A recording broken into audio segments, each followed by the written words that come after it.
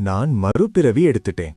அதுவும் இன்னும் முட்டையிலிருந்து வெளிவராத ஒரு குட்டி பூச்சி புழுவா. என்னை சுத்தி நூற்றுக்கணக்கான பெண் பூச்சிகள் நான் எப்ப பிறப்பேன்னு காத்துக்கிட்டு இருந்தாங்க. ஆனா நான் பிறந்த அந்த நிமிஷமே ஆன்லைன்ல பாத்துக்கிட்டு இருந்த பல கோடி பெண் பூச்சிகளை என் வசமாக்கிட்டேன். நான் செஞ்ச ஒரு சில குட்டி குட்டி அசைவுகள்லயே அங்க இருந்த அத்தனை பூச்சிகளும் அப்படியே மயங்கி விழுந்துட்டாங்க. கடைசியில அந்த ஆண் பூச்சிகள் பாதுகாப்பு சங்கத்தோட ரொம்ப சீரியஸான பிரசிடென்ட் கூட என்னோட இந்த கியூட் அட்டாக்குக்கு அடிமையாகிட்டார். நான் முதன்முதலா இந்த பூச்சி இனத்துக்குள்ள மறுபிறவி எடுத்த அந்த தருணத்துக்கு போய் பார்த்தா ஒரு சின்ன இருட்டான முட்டைக்குள்ள நான் நசுங்கி போயிருக்கிறது எனக்கு புரிஞ்சது. எப்படியாவது வெளியில வரணும்னு நான் ரொம்ப ஆசைப்பட்டேன். அதனால என் சின்ன சின்ன கால்களால முட்டைய உடைச்சிக்கிட்டே இருந்தேன். என் கைகளால ஒரே இடத்துல தட்டிக்கிட்டே இருந்தேன். ஆனா அப்போ எனக்கு தெரியாது, நான் நிஜமாவே ஒரு முட்டைக்குள்ள இருக்கேன்னும் அது ஒரு கண்ணாடி இன்குபேட்டருக்குள்ள வைக்கப்பட்டிருக்குன்னும். என்னை சுத்தி வரிசையா நிறைய இன்குபேட்டர்கள் இருந்துச்சு. அங்க ஒரு ரோபோ செவிலி மட்டும் அங்கும் இங்கும் நடந்துகிட்டு இருந்துச்சு. அதோட கண்கள்ல சிவப்பு லைட் விட்டு விட்டு எரிஞ்சது. பீப் பீப்னு 2 சத்தம் கேட்டுச்சு. அந்த ரோபோ நான் இருந்த 9வது நம்பர் இன்குபேட்டர் பக்கத்துல வந்து நின்னுச்சு. நான் வெளியில வரப்போறேங்கிறத அது கண்டுபிடிச்சிட்டு கேமராவை ஆன் பண்ணுச்சு.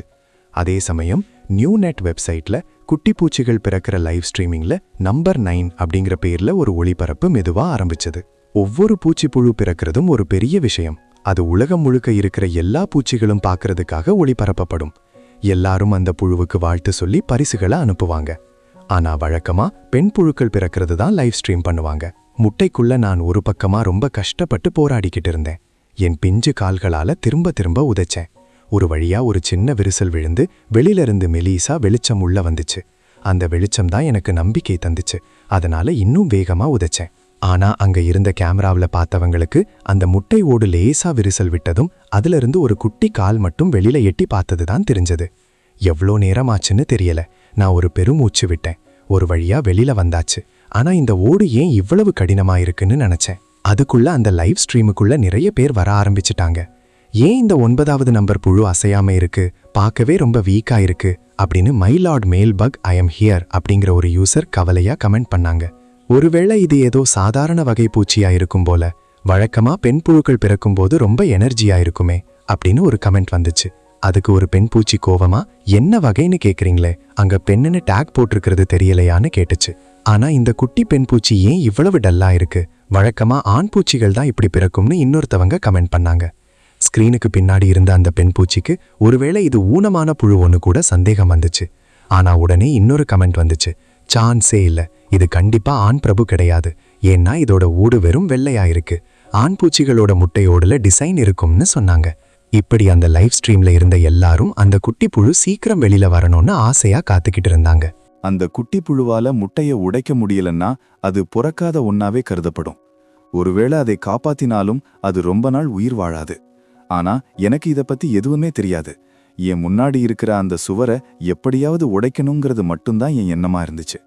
வா செல்லக்குட்டி, சீக்கிரம் வெளியில வா அப்படின்னு கமெண்ட்டுகள் வந்துகிட்டே இருந்துச்சு. எல்லாரும் அவங்க ஸ்கிரீன் முன்னாடி ரொம்ப பதட்டமா பார்த்துக்கிட்டு இருந்தாங்க. மெதுவா அந்த முட்டை ஓடு விரிவடைஞ்சு முதல்ல ஒரு சின்ன ஓட்டையா மாறி அப்புறம் பெரிய ஓட்டையா ஆச்சு. அதுக்குள்ள இருந்து குட்டியூண்டு பிஞ்சு விரல்கள் வெளியில தெரிஞ்சது.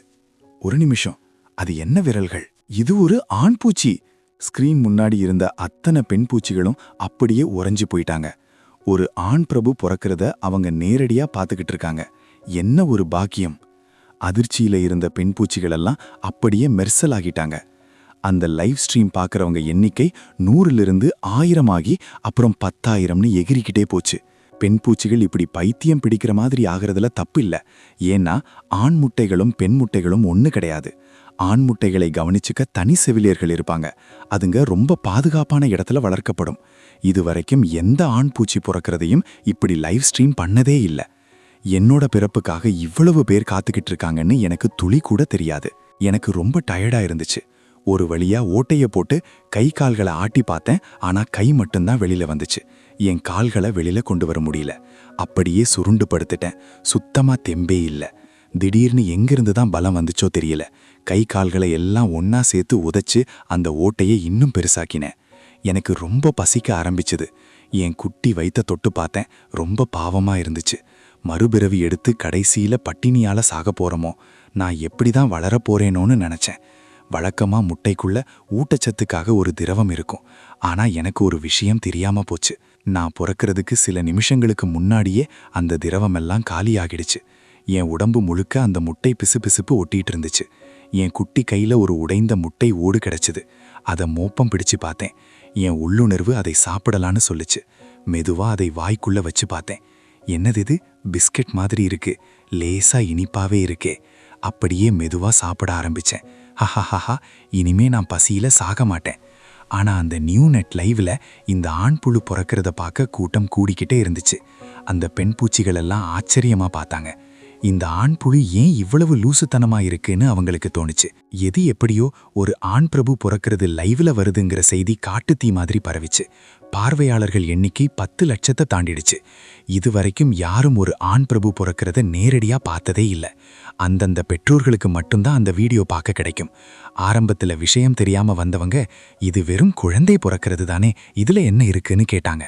ஆனா அந்த உடைந்த ஓட்டுக்குள்ள இருந்து ஒரு குட்டி கை வெளியில வந்து திரும்ப திரும்ப அந்த ஓட்டையே சுரண்டி சாப்பிட்றத பார்த்ததும் எல்லாரும் அப்படியே வாயடைச்சு போய் நின்னுட்டாங்க.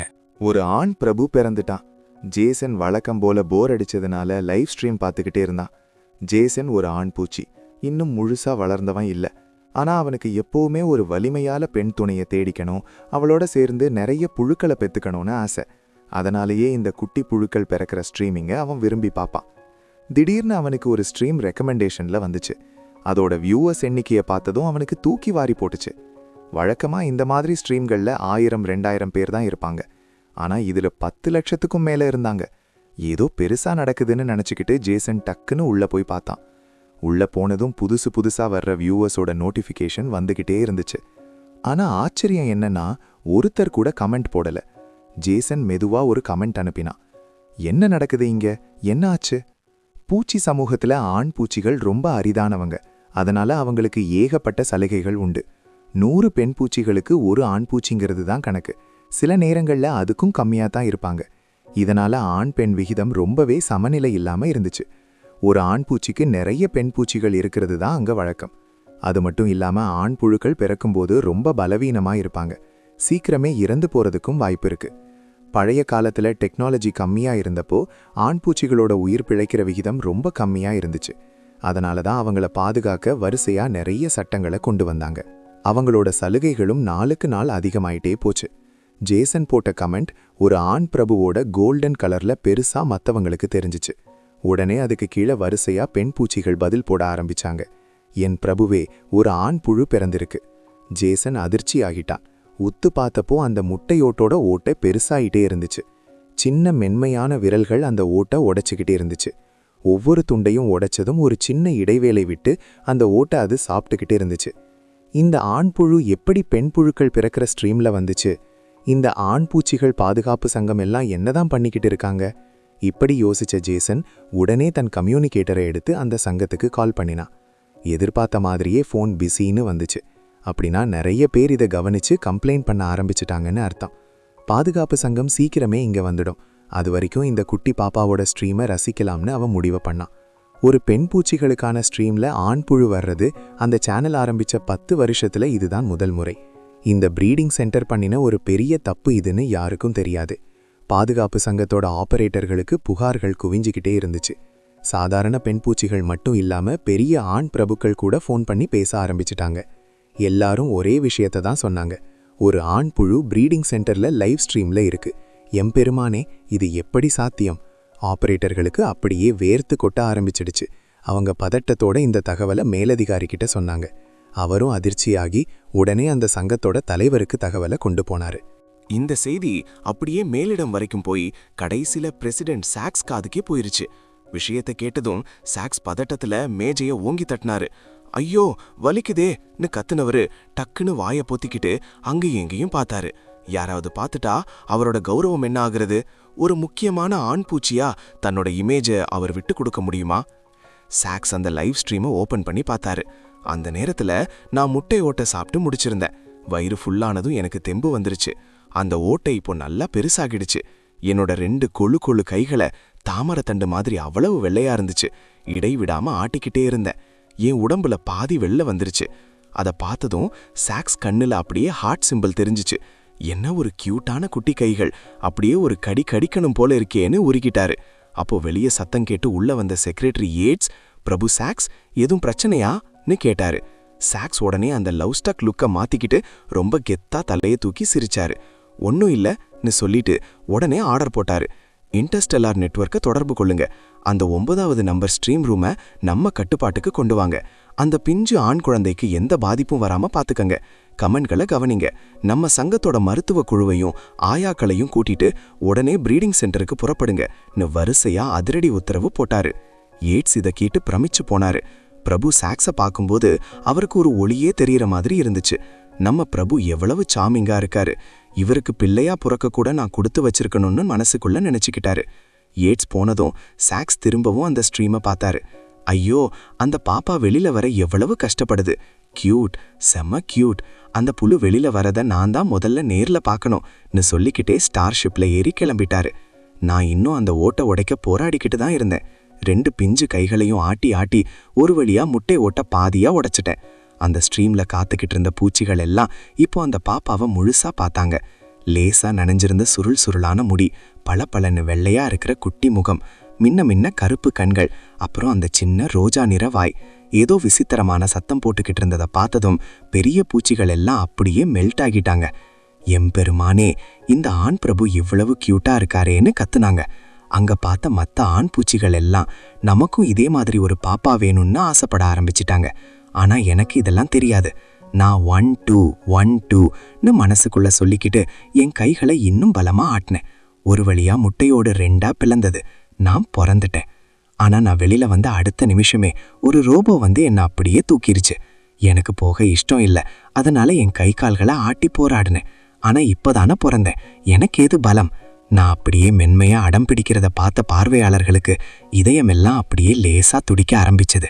சில பேருக்கு தெரியாமலேயே வாயிலிருந்து ஜொல்லு வழிய ஆரம்பிச்சது. ஏன்னா பெண் பூச்சிகளுக்கு சின்ன வயசுல இருந்தே ஆண் பூச்சிகளை பாதுகாக்கணும், அவங்களுக்காக உழைக்கணும்னு தான் சொல்லி கொடுத்துருக்காங்க. அவங்க முகத்துல உணர்ச்சிகளே இருக்காது. ஆனா இப்போ இந்த ஒரு குட்டி பாப்பாவுக்காக அவங்க எல்லாரும் உருகிக்கிட்டு இருக்காங்க. அந்த கடுமையான போர்வீர பெண் பூச்சிகள் எல்லாம் வழக்கமா ரொம்ப விரைப்பா உணர்ச்சியே இல்லாம இருப்பாங்க. ஆண் பூச்சிகளையும் குட்டி பாப்பாக்களையும் பார்த்தா மட்டும்தான் அவங்க கொஞ்சம் இலகுவாங்க.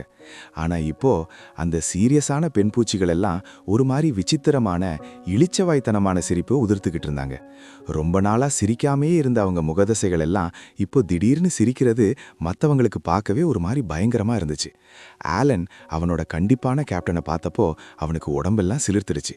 என்னடா இது, நம்ம கேப்டன் பார்க்கவே இவ்வளோ பயங்கரமா இருக்காருன்னு நினைச்சுக்கிட்டான். அந்த பராமரிப்பு ரோபோ என்னை ஒரு வெள்ளை பெட்டி மாதிரி இருந்த மிஷின் கிட்ட கூட்டிட்டு போய் என் உடம்புல இருந்த பிசுபிசுப்பான திரவத்தை எல்லாம் சுத்தப்படுத்துச்சு. அப்புறம் எனக்கு ரொம்ப மென்மையான வெள்ளை நிற ட்ரெஸ்ஸை போட்டு விட்டுச்சு. அந்த துணி அவ்வளோ சாஃப்டா வசதியா இருந்துச்சு. அது என்ன மெட்டீரியல்னு எனக்கு தெரியல. அதுக்கப்புறம் அந்த ரோபோ என்னை திரும்பவும் நர்சரிக்கு கூட்டிட்டு போய் நான் சாப்பிட்டுக்கிட்டு இருந்த அந்த முட்டை ஓட்டுக்கு பக்கத்துல என்ன கிடத்துச்சு. அப்போதான் எனக்கு புரிஞ்சது, நான் அந்த ஓட்டை முழுசா சாப்பிடணும் போல. அதுல எனக்கு தேவையான சத்துக்கள் இருக்கும்னு நான் நினைச்சேன். அந்த ஓட்டை மொறுமொறுன்னு கடிச்சு சாப்பிட்டுக்கிட்டே சுத்தி பார்த்தேன். அங்க நிறைய ரோபோக்கள் முட்டைகள் பிறக்கிறத பார்த்துக்கிட்டு நின்றுக்கிட்டு இருந்துச்சு. எனக்கு பக்கத்திலேயே ஒரு முட்டை உடைய ஆரம்பிச்சது. அதோட ஓடும் நான் சாப்பிட்ற ஓடு மாதிரியே தான் இருந்துச்சு. ஆனா அது ரொம்ப வேகமா உடைஞ்சது.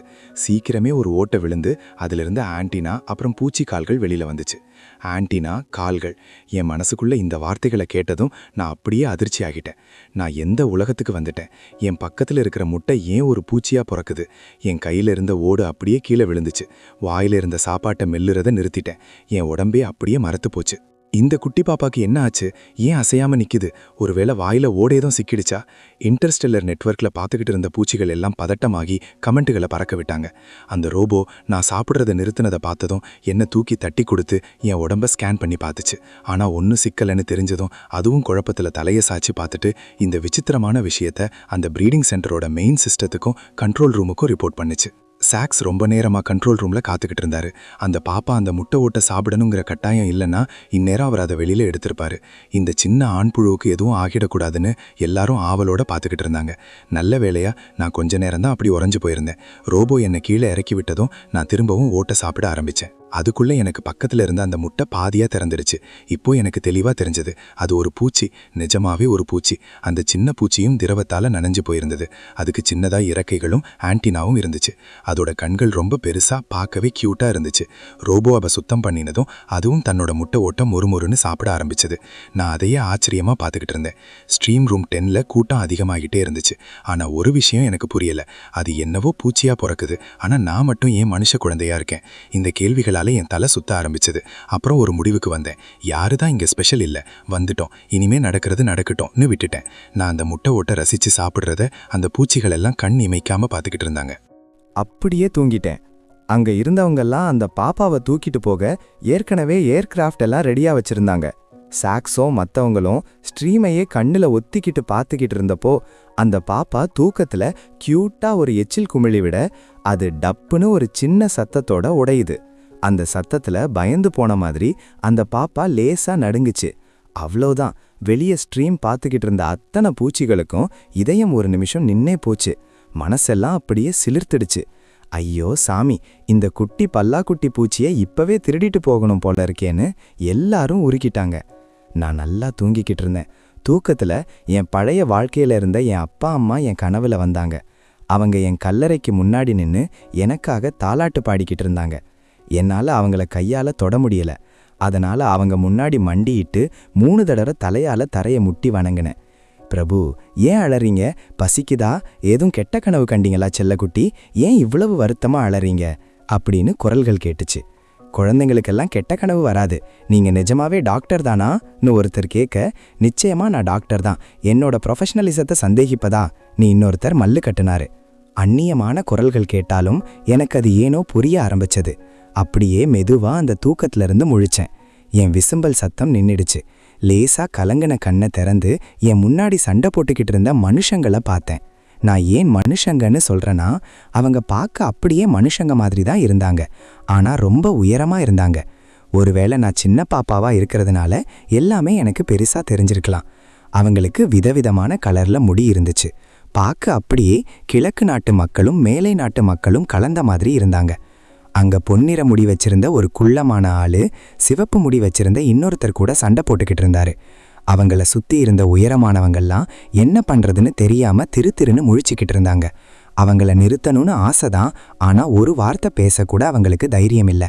இது பார்க்க அப்படியே 2 பொம்பளைங்க சண்டை போட்டுக்க அவங்க புருஷன்மார்கள் பக்கத்துல கையை கட்டி நின்னுக்கிட்டு இருக்கிற மாதிரி ரொம்ப வேடிக்கையா இருந்துச்சு. என் குட்டி கண்களை உருட்டி உருட்டி ஆச்சரியமா பார்த்துக்கிட்டே மனசுக்குள்ள சிரிச்சுக்கிட்டேன். சாக்ஸ் அந்த பாப்பாவோட குட்டி சிரிப்பு சத்தத்தை கேட்டதும் உடனே டெல் கூட சண்டை போடுறத நிறுத்திட்டாரு.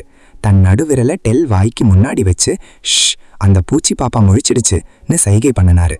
டெல் அப்போதான் டென்ஷன் ஆகி சாக்ஸோட விரலை உடைக்க போனவர் அப்படியே திரும்பி பார்த்தாரு.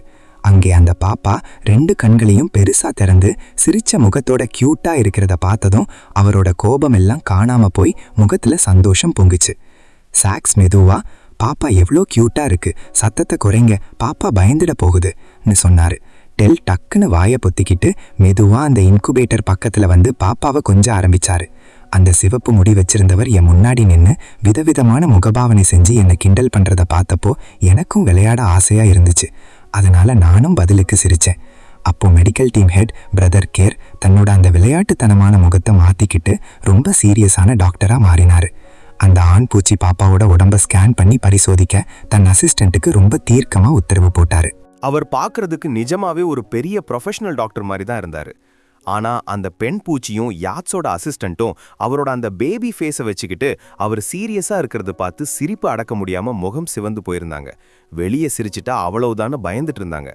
அந்த பொன்னிற முடிக்காரரும் சிவப்பு முடிக்காரரும் பேசிக்கிட்ட விதத்தையும் மற்றவங்க அவங்களுக்கு கொடுத்த மரியாதையையும் வச்சு இவங்க 2 பேரும் தான் இங்க தலைவருங்கன்னு எனக்கு புரிஞ்சுது.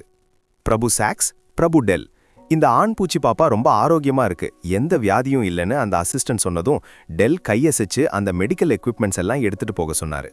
சரி, பாப்பா நல்லா தான் இருக்கு, அப்புறம் ஏன் ஜெண்டர் மாறி போச்சு?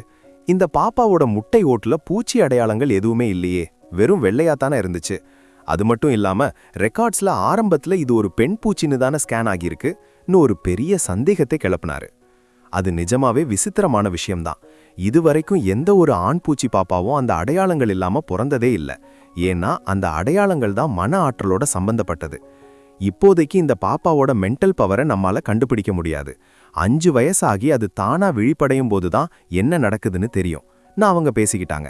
5 வயசானதும் மென்டல் பவர் சென்டர் கூட்டிட்டு போய் அங்க இருக்கிற பெரிய பூச்சிகளோட உதவியால அதை தூண்டி விடுவாங்களாம். அதிலும் இந்த பியர்பக் வகையோட சக்தியை இன்னொரு பியர்பக் தான் தட்டி எழுப்ப முடியும். சாக்ஸும் டெல்லும் பேசிக்கிட்டதிலிருந்து நான் ஒரு முடிவுக்கு வந்தேன். நானும் ஒரு பூச்சி தான், அதுவும் ஒரு பியர்பக், பிரபு பியர்பக். இந்த அதிர்ச்சியில நான் திரும்பவும் ஆடி போயிட்டேன். நான் நர்சரியை விட்டு வெளியில வந்த உடனே அந்த லைவ் ஸ்ட்ரீமை ஆஃப் பண்ணிட்டாங்க. ஆனா அதை பார்த்த அத்தனை பூச்சிகளும் இப்போ வெளியே பைத்தியம் பிடிச்ச மாதிரி அலையிறாங்க. சோஷியல் மீடியாவில் #babybearbug, #babyLivestreamனு ஹேஷ்டேக் எல்லாம் ட்ரெண்டிங் ஆகி ஒரு பெரிய கலவரமே நடக்குது. எல்லாரும் அந்த ஆண் பூச்சிகள் பாதுகாப்பு சங்கத்தை டேக் பண்ணி உடனே அந்த பாப்பாவை பாதுகாங்கன்னு சத்தம் போடுறாங்க. வெளியே ஏகப்பட்ட ஏர்கிராஃப்ட்களும் ரிப்போர்ட்டர்ஸும் அந்த கவர்மெண்ட் நர்சரியை சுற்றி வளைச்சு நின்றுட்டு இருக்காங்க. இதெல்லாம் தெரியாம நான் முழிக்கிற நேரமெல்லாம் என்னை சுற்றி இருக்கிறவங்க பேசுறத கவனிச்சிட்டு இருந்தேன். என் ஜெண்டர் தப்பா போனதுனால இப்போ அந்த ரோபோக்களை எல்லாம் தூக்கிட்டாங்க. அதுக்கு பதிலாக ஸ்பெஷல் ஆயாக்களை போட்டு என்னை கவனிக்கிறாங்க. நான் ஒரு ஆண் பூச்சின்னு எனக்கு இப்போ நல்லா தெரிஞ்சிடுச்சு. அதுவும் பெண் பூச்சிகளுக்கு நடுவில் நான் தப்பா பிறந்துட்டேன்னு புரிஞ்சுது. என்னை சுற்றி இருக்கிறவங்க எல்லாரும் பூச்சிகள் தான். ஆண் பூச்சி, பெண் பூச்சி, அப்புறம் சப்ஃபீமேல் பூச்சிகள்னு ஏகப்பட்ட வெரைட்டி. ஆனால் எனக்கு இன்னும் இவங்களுக்குள்ள இருக்கிற வித்தியாசம் தெரியல. மெதுவாக தான் கற்றுக்கணும். ஆனால் என் அப்பா அம்மா எங்க? ஒருவேளை நான் லேப்ல உருவாக்கப்பட்டவனா? எனக்கு அப்பா அம்மாவே கிடையாதா? இந்த குட்டி குயுவோட பிஞ்சு மூளைக்கு இதெல்லாம் புரியல. யோசிச்சுக்கிட்டே இருந்தவன் அப்படியே ஒரு குட்டி கொரட்டை விட்டுட்டு பால் மாதிரி இருந்த ஒரு திரவத்தை குடிச்சான். கொஞ்ச நேரம் முழிச்சிட்டு இருந்தவன் அப்புறம் திரும்பவும் தூங்கணும்னு ஆசைப்பட்டான். பாவம், அவன் இன்னும் ஒரு குட்டி பூச்சி பாப்பா தானே. ஆனா சாக்ஸ் அப்படி நிம்மதியா இல்ல. அவரோட ஆப்டிக்கல் பிரெயின் மெசேஜ்கள்ல வெடிச்சுக்கிட்டு இருந்துச்சு. சாக்ஸ் தன் மணிக்கட்டில் இருந்த அந்த மெஷினை தொட்டு வந்த கால் எல்லாத்தையும் கட் பண்ணிட்டாரு. கொஞ்ச நேரத்துல செக்ரட்டரி எய்ட்ஸ் கதவை தட்டிட்டு உள்ள வந்து, பிரபு சாக்ஸ், மகாராஜா பூச்சி பேரரசரும் மகாராணி பூச்சி பேரரசியும் உங்களை கூப்பிடுறாங்கன்னு சொன்னாரு. சாக்ஸ் ஒரு பெரிய மூச்சை இழுத்து விட்டுக்கிட்டு முகத்துல ஒரு மரியாதையான சிரிப்பை வர வச்சுக்கிட்டு கால் அட்டன் பண்ணாரு. ஸ்க்ரீன்ல கிரீடம் வச்சுக்கிட்டு ஜொலிக்கிற ட்ரெஸ்ல 2 பூச்சிகள் இருந்தாங்க. அந்த ஆண் பூச்சி பார்க்க 20 வயசு பையன் மாதிரி பொன்னிற முடி, பிரகாசமான நீல நிற கண்களோட ரொம்ப அழகா இருந்தாரு. அவரோட சிரிப்பு ரொம்ப மென்மையாவும் அதே சமயம் கம்பீரமாவும் இருந்துச்சு. அந்த பெண் பூச்சி அவரை விட கொஞ்சம் வயசானவங்க மாதிரி இருந்தாங்க. பழுப்பு நிற முடி, சாம்பல் நிற கண்களோட ரொம்ப கண்டிப்பா தெரிஞ்சாங்க. அவங்க அந்த அரியணையில நேரா உட்கார்ந்திருந்தாலும் பக்கத்துல இருந்த அந்த ஆண் பூச்சியை பார்க்கும்போது மட்டும் அவங்க கண்கள்ல பாசம் பொங்குச்சு. அந்த அழகான ஆண் பூச்சியும் கம்பீரமான பெண் பூச்சியும் சேர்ந்து உட்கார்ந்திருந்தது பார்க்கவே கண்ணுக்கினிய காட்சியா இருந்துச்சு. வணக்கம் அண்ணா. வணக்கம் மகாராணி. சாக்ஸ் எழுந்து ஒரு முழங்கால தரையில ஒன்றி வணங்கினாரு. எழுந்துரு சாக்ஸ் அப்படின்னு அந்த ஆண் பூச்சி கையசைச்சாரு. சரி மன்னான்னு சாக்ஸ் எழுந்து நின்னாரு. அந்த ஆண் பூச்சி பாப்பாவை பத்தி சொல்லு. இன்டர்நெட் முழுக்க அதை பத்தி தான் பேச்சா இருக்கு. ஏகப்பட்ட புகார்கள் வருது. நான் அந்த பேரரசர் மென்மையா கேட்டாரு. சாக்ஸோட இதயம் ஒரு நிமிஷம் படபடன்னு அடிச்சுக்கிச்சு. அவர் வேகமா பதில் சொன்னாரு. மன்னா, இந்த பூச்சி முட்டை போர்க்களத்துல கிடைச்சது. யாரும் உரிமை கொண்டாடாததுனால நாங்க அதை நர்சரிக்கு அனுப்பி பராமரிக்க சொன்னோம். பூச்சி இனம் எப்பவுமே விசித்திரமான மிருகங்களால தொந்தரவுக்கு உள்ளாகுது. போர்க்களத்தில் இருக்கிற சில கர்ப்பமான பெண் பூச்சிகள் இறக்கிறதுக்கு முன்னாடி இந்த முட்டையை இட்டிருக்கலாம். அதனால ஏற்பட்ட சில குறைபாடுகளால தான் ஆண் முட்டை பார்க்க பெண் முட்டை மாதிரி தெரிஞ்சிருக்கு. அதனால தான் அது தவறுதலா பெண் நர்சரிக்கு போயிடுச்சு. வழக்கமா பூச்சி முட்டைகள் பிறந்ததும் இறப்பு விகிதத்தை குறைக்க நர்சரிக்கு தான் அனுப்பப்படும். சில பிரபுக்களோட குடும்பம் மட்டும்தான் வீட்டில் வச்சு வளர்ப்பாங்க. அந்த ஆண் பூச்சி புழுவுக்கு கேட்க ஆள் இல்லைன்னு தெரிஞ்சதும் சாக்ஸுக்கு ரொம்ப வருத்தமா இருந்துச்சு. அந்த பாப்பாவை பார்த்ததும் அவருக்கே அதை தத்தெடுக்கணும்னு ஆசை வந்துடுச்சு. அவர் தன் துணை கிட்ட இதை பத்தி ரொம்ப நேரம் விவாதிச்சாரு. அவரோட துணை எப்பவுமே ரொம்ப கண்டிப்பா பழைய காலத்து பஞ்சாங்க மாதிரி இருப்பாருன்னு சாக்ஸ் நினைப்பாரு. ஆனா இந்த ஒரு குட்டி பாப்பாவால அவங்க 2 பேருக்குள்ள இருந்த உறவு இப்போ கொஞ்சம் சுமூகமாகி இருக்கு. அந்த பாப்பாவை தத்தெடுக்கிறதுல அவங்க 2 பேரும் ஒரு முடிவுக்கு வந்துட்டாங்க. மகாராஜா ஹுவாங் ஜியசி அந்த பாப்பாவுக்கு அப்பா இல்லைன்னு கேட்டதும் அவர் கண்களில் ஒரு சின்ன பரிதாபம் வந்துச்சு. அவர் சிரிச்சுக்கிட்டே, அப்படின்னா இதை பத்தி ஒரு அதிகாரப்பூர்வமான அறிக்கையை வெளியிடுங்கன்னு சொன்னாரு. நாங்க இந்த ஆண் புழு குயுவை தத்தெடுக்க ஒரு நல்ல குடும்பத்தை தேடுவோம் அப்படின்னு பூச்சி பேரரசி குருயையும் ஆமோதிச்சு தலையாட்டினாங்க. மன்னா, தத்தெடுக்கிறவங்கள நீங்க ரொம்ப கவனமா தேர்ந்தெடுக்கணும். இந்த வேலையை சாக்ஸ் கிட்டேயே விட்டுருங்கன்னு அவங்க சொன்னாங்க. சாக்ஸ் அப்போதான் அந்த பாப்பாவை தத்தெடுக்க தனக்கும் ஆசை இருக்குன்னு பேரரசர்கிட்ட சொல்ல வந்தாரு. ஆனா இதை கேட்டதும் அந்த வார்த்தையை அப்படியே முழுங்கிட்டாரு. எப்படியும் அந்த பாப்பாவை அவர் தினமும் பார்க்க போறாரு. அவரோட வசதிகளும் ரொம்ப தரமானதா இருக்கு. அதனால அந்த பாப்பா கண்டிப்பா இவரையே தேர்ந்தெடுக்கும்னு அவருக்கு ஒரு நம்பிக்கை. ஹோம் கிரவுண்ட் அட்வான்டேஜ் நமக்கு தான் இருக்குன்னு சாக்ஸ் துளி கூட கவலைப்படல. ஆனா அந்த நியூ நெட் வெப்சைட்ல நடக்கிற ரகலையை அடக்க ஒரு அறிக்கை வெளியிட்டே ஆகணும். அதனால அதிகாரப்பூர்வமான இணையதளங்கள்ல ஒரு பெரிய அறிவிப்பு வந்துச்சு. இந்த ஆண் புழுவை தத்தெடுக்க ஒரு குடும்பம் தேவை. இந்த செய்தியை பார்த்ததும் அது வரைக்கும் போராட்டம் பண்ணிக்கிட்டு இருந்த பூச்சிகள் எல்லாம் அப்படியே திசை வாரிட்டாங்க. தகுதியுள்ள குடும்பங்கள்ல இருக்கிற ஆண் பெண் பூச்சிகள் எல்லாம் வேக வேகமா ஆண் பூச்சிகள் பாதுகாப்பு சங்கத்துக்கு விண்ணப்பங்களை அனுப்புனாங்க. அந்த சங்கத்தோட மெயில் பாக்ஸ் 99+ தாண்டி போயிட்டே இருந்துச்சு. அங்க இருக்கிற ஊழியர்கள் தகுதி இல்லாத குடும்பங்களை ஒவ்வொன்னா நீக்க ஆரம்பிச்சாங்க. சாக்ஸும் அவரோட துணையும் கூட ஒரு விண்ணப்பத்தை போட்டாங்க. அதே சமயம் கூ குடும்பத்தோட ஒரு ஆடம்பரமான வில்லாவுல 2 இரட்டை பெண் பூச்சிகள் இந்த செய்தியை பார்த்தாங்க. அந்த கியூட்டான ஆண் புழு தத்தெடுக்கக்கு தயாரா இருக்குன்னு தெரிஞ்சதும் அவங்க அப்பாவோட சார்பில் ஒரு அப்ளிகேஷனை போட்டுட்டாங்க. ஆனா கூக்கிங் அப்படிங்கிற அந்த ஆண் பூச்சிக்கு தம் பொண்ணுங்க தனக்கு பின்னாடி இப்படி ஒன்னு பண்ணிருக்காங்கன்னு தெரியாது. அவர் அப்போ அரண்மனையில தான் அண்ணன் கூருயிய பார்த்து பேசிக்கிட்டு இருந்தாரு. கூக்கிங் அண்ணன் கையை பிடிச்சுக்கிட்டு செல்லமா அடம் பிடிச்சாரு. அண்ணா, என் துணையை தயவு செஞ்சு திரும்ப அனுப்பி வைங்க, அவரை நான் ரொம்ப மிஸ் பண்றேன். ஷிங்கர், முட்டாள்தனமா பேசாத அப்படின்னு மகாராணி தன் தம்பியை பார்த்து சொன்னாங்க. ஜெனரல் எரிக் இப்போ வேற்றுலக மிருகங்களோட போர்க்களத்துல இருக்காரு. இந்த தடவை அந்த மிருகங்களோட தாக்குதல் ரொம்ப முன்னாடியே ஆரம்பிச்சிடுச்சு. ஜெனரல் எரிக் இல்லாம அங்க யாராலையும் சமாளிக்க முடியாது. மகாராணி தன் தம்பியை பார்த்து பரிதாபப்பட்டாங்க. கூக்கிங்குக்கும் தெரியும் தான் துணை போர்க்களத்துல எவ்வளவு முக்கியம்னு. ஆனாலும் அவருக்கு தான் துணையை பார்க்கணும் போல இருந்துச்சு. ஏன்னா அவர் வீட்டுக்கு வந்து 1 மாசம் ஆச்சு. கம்யூனிகேஷன்லயும் பதில் வரல. தன் அன்பான துணையை பார்த்து ரொம்ப நாள் ஆச்சு. அதே சமயம் போர்க்களத்துல ஜெனரல் எரிக் ரத்தக்கரையோட தம்மெக் சூட்ல இருந்துகிட்டு ஒரு விசித்திர மிருகத்தோட தலைய சீவினாரு. அப்போ அவருக்கு டக்குன்னு ஒரு தும்மல் வந்துச்சு. தன் முன்னாடி சின்ன பையன் மாதிரி மூஞ்சிய தூக்கி வச்சுக்கிட்ட நிக்கிற தம்பிய பார்த்து மகாராணி கூருயிக்கும் கவலையா இருந்துச்சு. எரிக் கூக்கிங்க அந்த அளவுக்கு செல்லம் கொடுத்து ஒரு சின்ன பாப்பா மாதிரியே வளர்த்து வச்சிருக்காரு. ஷிங்கர், நேத்து தான் போர்க்களத்துல இருந்து ஒரு செய்தி வந்துச்சு. அந்த மிருகங்களோட தாக்குதல் முடிய போகுது. ஜெனரல் எரிக் சீக்கிரமே வந்துடுவாரு. தன் துணை வரப்போறார்னு கேட்டதும் கூக்கிங் முகம் மலர்ந்துச்சு. ஷிங்கர், நீ ஏற்கனவே 2 புழுக்களுக்கு அப்பாவாகிட்ட, அப்புறம் ஏன் இன்னும் சின்ன பாப்பா மாதிரி அடம் பிடிக்கிறன்னு கூருயி தலைய ஆட்டினாரு. ஆனா கூக்கிங் விடாம அண்ணான்னு இழுத்தாரு. நான் வீட்டுக்கு கிளம்புறேன், போதும் நிறுத்துங்க. தன் அண்ணனோட நச்சரிப்பு தாங்காம கூசிங் அங்கிருந்து யாரோ துரத்துற மாதிரி அரண்மனையை விட்டு ஓட்டம் பிடிச்சாரு. அதே சமயம் நம்ம கூயு வழக்கம் போல சாப்பிடுறதும் தூங்குறதுமா இருந்தான். முழிச்சிருக்கும்போது சாக்ஸும் டெரும் மாத்தி மாத்தி சண்டை போட்டுக்கிறத பார்த்து கூயு ஜாலியா சிரிச்சான். 1 மாசமா அந்த பாப்பா வளர்றத தினமும் பார்த்துட்டு இருந்த மத்த பூச்சிகளுக்கு அவனோட அந்த கவலை இல்லாத முகத்தை பார்த்ததும் மனசு அப்படியே கரைஞ்சு போச்சு. ஏன்னா இந்த பாப்பாவுக்கு அப்பா இல்ல. ஒருவேளை இவனுக்கு மென்டல் பவர் வரவே வராம கூட போகலாம். இதை நினைச்சு அங்க இருந்த மத்த பூச்சிகள் எல்லாம் இவன் மேல ரொம்ப பரிதாபப்பட்டாங்க. தன்னை சுத்தி இருக்கிறவங்க என்ன நினைக்கிறாங்கன்னு தெரியாத கூயு இந்த பூச்சிகள் எல்லாம் ஏன் இப்படி ஒரு மாதிரி விசித்திரமா நடந்துகிட்டு முறைச்சு பாக்குறாங்கன்னு மட்டும் நினைச்சுக்கிட்டான். சாக்ஸ் தினமும் கூயுவை இம்ப்ரெஸ் பண்ண ட்ரை பண்ணிக்கிட்டே இருந்தாரு. கடைசியா தத்தெடுக்கிறதுக்காக சாக்ஸோட குடும்பத்தையும் சேர்த்து மொத்தம் 10 குடும்பங்கள் தேர்ந்தெடுக்கப்பட்டுச்சு. அந்த பாப்பாவுக்கு மென்டல் பவர் இருக்குமா இல்லையான்னு தெரியாததுனாலையும் அவன் ஒரு ஆண் பூச்சிங்கிறதுனாலையும் ஒவ்வொரு விஷயத்தையும் பார்த்து தேர்வு பண்ணினாங்க. அந்த 10 குடும்பங்களும் ரொம்ப அமைதியான, சண்டை சச்சரவில்லாத, நல்ல உறவு முறை இருக்கிற குடும்பங்களா இருந்துச்சு. இப்போ இருக்கிற ஒரே வழி அந்த குட்டி பாப்பாவையே தன் குடும்பத்தை தேர்ந்தெடுக்க விட்டுறதுதான். பூச்சி இனம் எப்பவுமே குட்டி புழுக்களோட விருப்பத்துக்கு ரொம்ப மதிப்பு கொடுப்பாங்க. அதனால 1 மாசமே ஆன பாப்பானாலும் அதுக்கே சாய்ஸ் விட முடிவு பண்ணினாங்க. பூச்சி புழுக்கள் பிறந்ததிலிருந்தே ரொம்ப புத்திசாலியா இருப்பாங்க. சில பெண் பூச்சிகளுக்கு தான் பிறந்த தருணம் கூட ஞாபகம் இருக்கும். சாக்ஸ் அந்த 10 குடும்பங்களோட போட்டோக்களை காட்டுனதும் கூயுக்கு புரிஞ்சிடுச்சு. ஓ, நாம இப்போ நம்ம அப்பா அம்மாவை தேர்ந்தெடுக்கணுமான்னு ஆர்வமா பார்க்க ஆரம்பிச்சான். அந்த போட்டோக்கள்ல சாக்ஸும் அவரோட துணையும் கூட இருந்தாங்க. சாக்ஸோட துணை அவரை விட 2 மடங்கு உயரமா மிலிட்டரி யூனிஃபார்ம்ல ரொம்ப கெத்தா இருந்ததை கூயு எதிர்பார்க்கல. ஆனா அவங்க 2 பேரும் ஒன்னா இருக்கிறப்போ அவங்க சிரிப்பு கொஞ்சம் செயற்கையா தெரிஞ்சது. திடீர்னு ஒரு போட்டோவை பார்த்ததும் கூயுக்கு துக்கம் தாளாம அழுக வந்துடுச்சு. அந்த போட்டோல ஒரு ஆணும் பெண்ணும் ஒருத்தர் மேல ஒருத்தர் சாஞ்சுக்கிட்டு இருந்தாங்க. அந்த உயரமான பெண் பூச்சி மேல அந்த குள்ளமான ஆண் பூச்சி ரொம்ப சந்தோஷமா சாஞ்சிருந்தாரு. அந்த பெண் பூச்சியோட கண்கள்ல அவ்வளவு பாசமும் காதலும் இருந்துச்சு. இவங்க பார்க்க அப்படியே என் போன ஜென்மத்தை அப்பா அம்மா மாதிரியே இருக்காங்களே. கூயுக்கு தூக்கி வாரி போட்டுச்சு. அந்த ஆணும் பெண்ணும் கிட்டத்தட்ட 70லிருந்து 80% அவங்க மாதிரியே இருந்தாங்க. அதுலயும் அந்த ஆண் பூச்சி பார்க்க அப்படியே அவனோட அம்மாவோட மேல் வெர்ஷன் மாதிரி இருந்தாரு. அவங்க அவ்வளவு சந்தோஷமா ஒரு கதகதப்பான சூழல்ல இருந்தாங்க. கூயுக்கு உடம்பு நல்லா இருந்தப்போ அவனோட வீடும் இப்படிதான் சிரிப்பு சத்தத்தால நிறைஞ்சிருக்கும். அவனுக்கு அந்த தீர்க்க முடியாத நோய் வர்றதுக்கு முன்னாடி வரைக்கும் அவன் ரொம்ப சந்தோஷமா இருந்தான். ஆனா நோய் வந்ததுக்கு அப்புறம் அவங்க அப்பா அம்மா முகத்துல இருந்த சிரிப்பெல்லாம் போய் வெறும் போலி சிரிப்பு தான் மிச்சம் இருந்துச்சு. அவங்க நரைச்ச முடியும் சோர்வான முகமும் அவங்க எவ்வளவு கஷ்டப்படுறாங்கன்னு கூயுக்கு சொல்லுச்சு. கூயு அந்த போட்டோவையே ஆசையா ஒத்து பார்த்துக்கிட்டு இருந்தான். கண்ணிலிருந்து கண்ணீர் அருவி மாதிரி கொட்டுச்சு.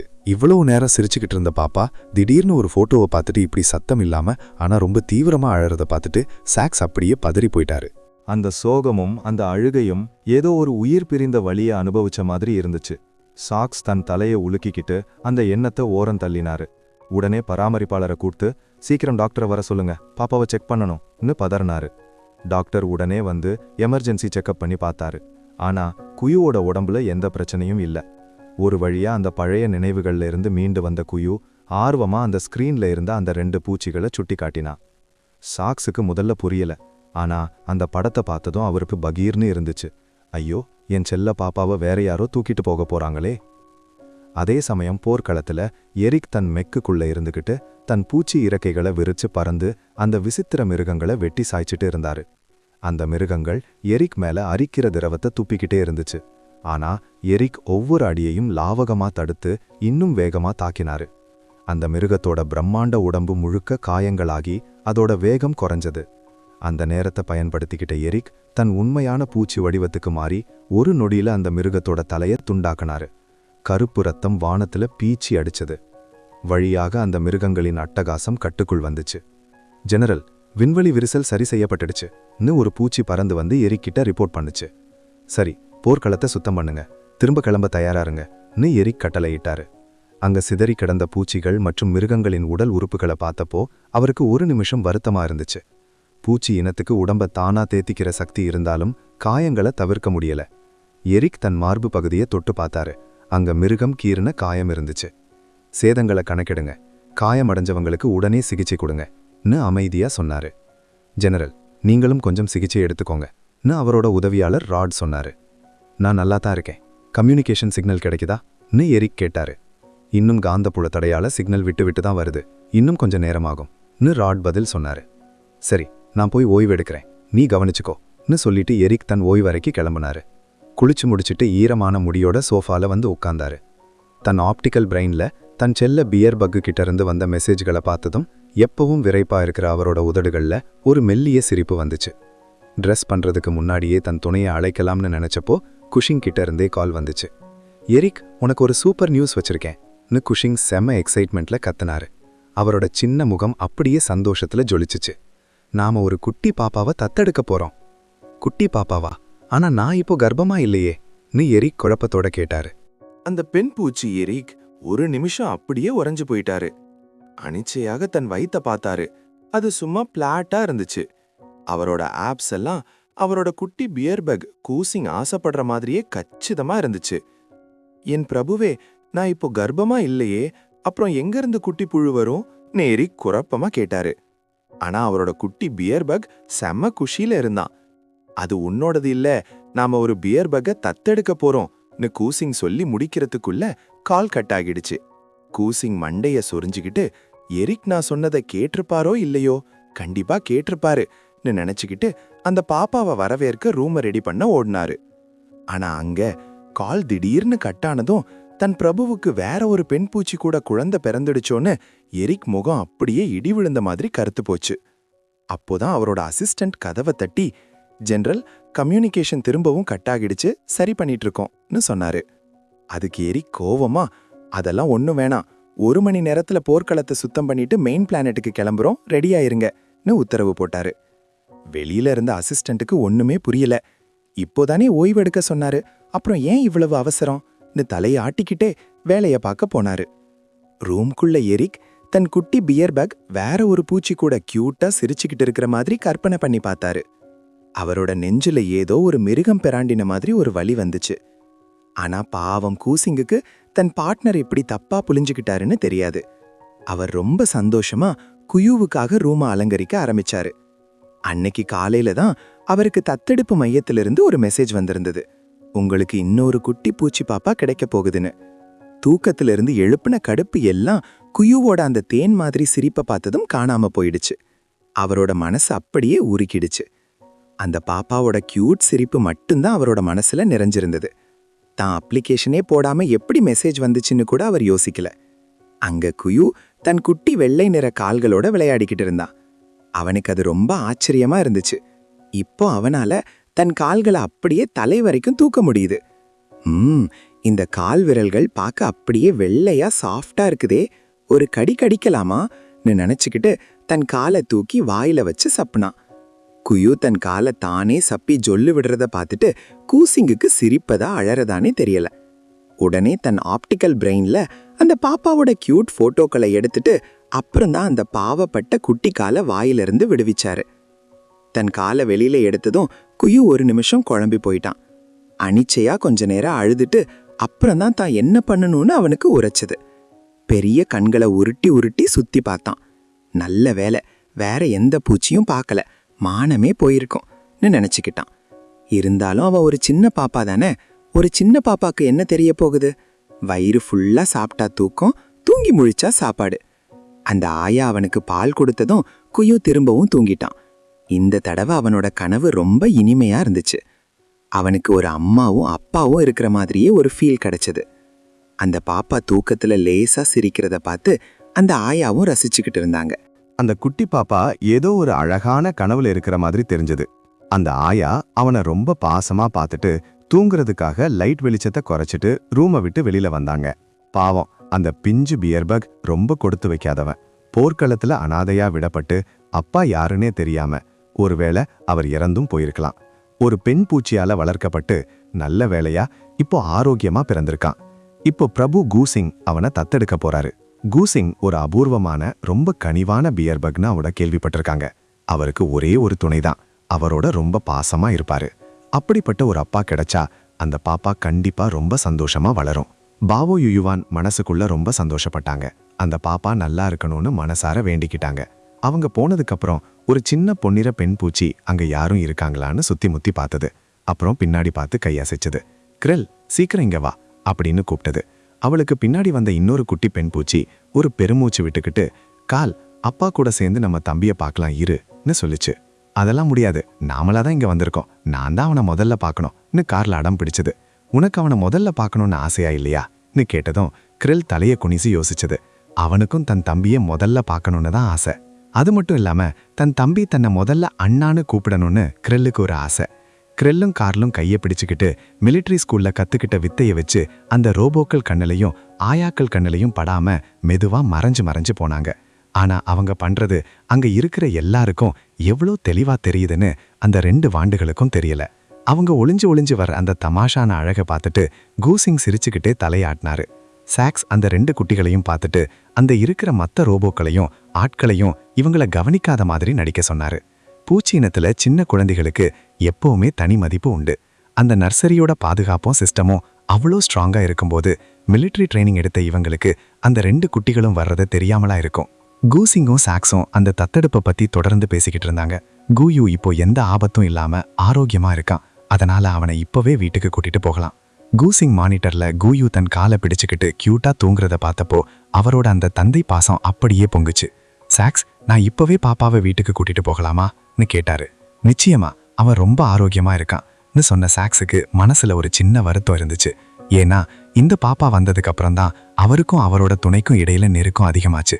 அவங்க அந்த பாப்பாவுக்காக ஒரு ரூமை எல்லாம் ஸ்பெஷலா ரெடி பண்ணி வச்சிருந்தாங்க. சாக்ஸ் தயக்கமா கேட்டாரு, கண்டிப்பா வரலாம், ஆனா நீங்க இன்னும் கொஞ்சம் முயற்சி பண்ணி உங்க துணைக்கு ஒரு பாப்பா பிறக்கிற மாதிரி பண்ணுங்க, அப்போதான் உங்களுக்கும் விளையாட ஒரு ஆள் கிடைக்கும்னு கூசிங் கண்ணடிச்சு சொன்னாரு. அதை கேட்டதும் சாக்ஸோட அந்த வெளுப்பான முகம் அப்படியே வெக்கத்துல சிவந்துடுச்சு. காதோரம் எல்லாம் சிவந்து போச்சு. அதை மறைக்கிறதுக்காக அவர் லேசா இருமிக்கிட்டாரு. சரி, விஷயத்துக்கு வருவோம். இந்த குட்டி பியர் பக் ஆரோக்கியமா தான் இருக்கான். ஆனா இவன் முட்டை ஓட்ல அந்த பூச்சி அடையாளங்கள், பக் மார்க்கிங்ஸ் இல்ல. அப்படின்னா இவனுக்கு மென்டல் பவர் இல்லாம போக வாய்ப்பு இருக்கு. இத பத்தி நீயும் உன் துணையும் என்ன நினைக்கிறீங்கன்னு சாக்ஸ் கேட்டாரு. அவனுக்கு மென்டல் பவர் இல்லைன்னா என்ன, நானும் எசிக்கும் அவனை தாங்குவோம். அது மட்டும் இல்லாம அவனுக்கு 2 அண்ணனுங்க இருக்காங்க, அவங்க தம்பியை பார்த்துப்பாங்கன்னு கூசிங் உறுதியா சொன்னாரு. அவர் சொன்ன ஒவ்வொரு வார்த்தையும் உண்மையா இருந்துச்சு. அவரே அந்த குட்டி பாப்பாவுக்கு அப்பாவா இருக்க போறாரு. எரிக்கு இனிமே வேற குட்டிகள் தேவையில்லை, இந்த ஒரு பாப்பாவே போதும். எல்லாரும் இவனை ரொம்ப நேசிப்பாங்க. அதே சமயம் கார்லும் கிரெல்லும் மெதுவா அந்த ஆயாவால குயுவோட ரூமுக்கு வழிகாட்டப்பட்டாங்க. குயு நல்லா தூங்கிட்டு இருந்தான். வாயிலிருந்து குட்டி குட்டியா எச்சில் குமிழிகள் வந்துட்டு இருந்தது. கார்லும் கிரெல்லும் மெதுவா கதவை திறந்துட்டு உள்ள வந்தாங்க.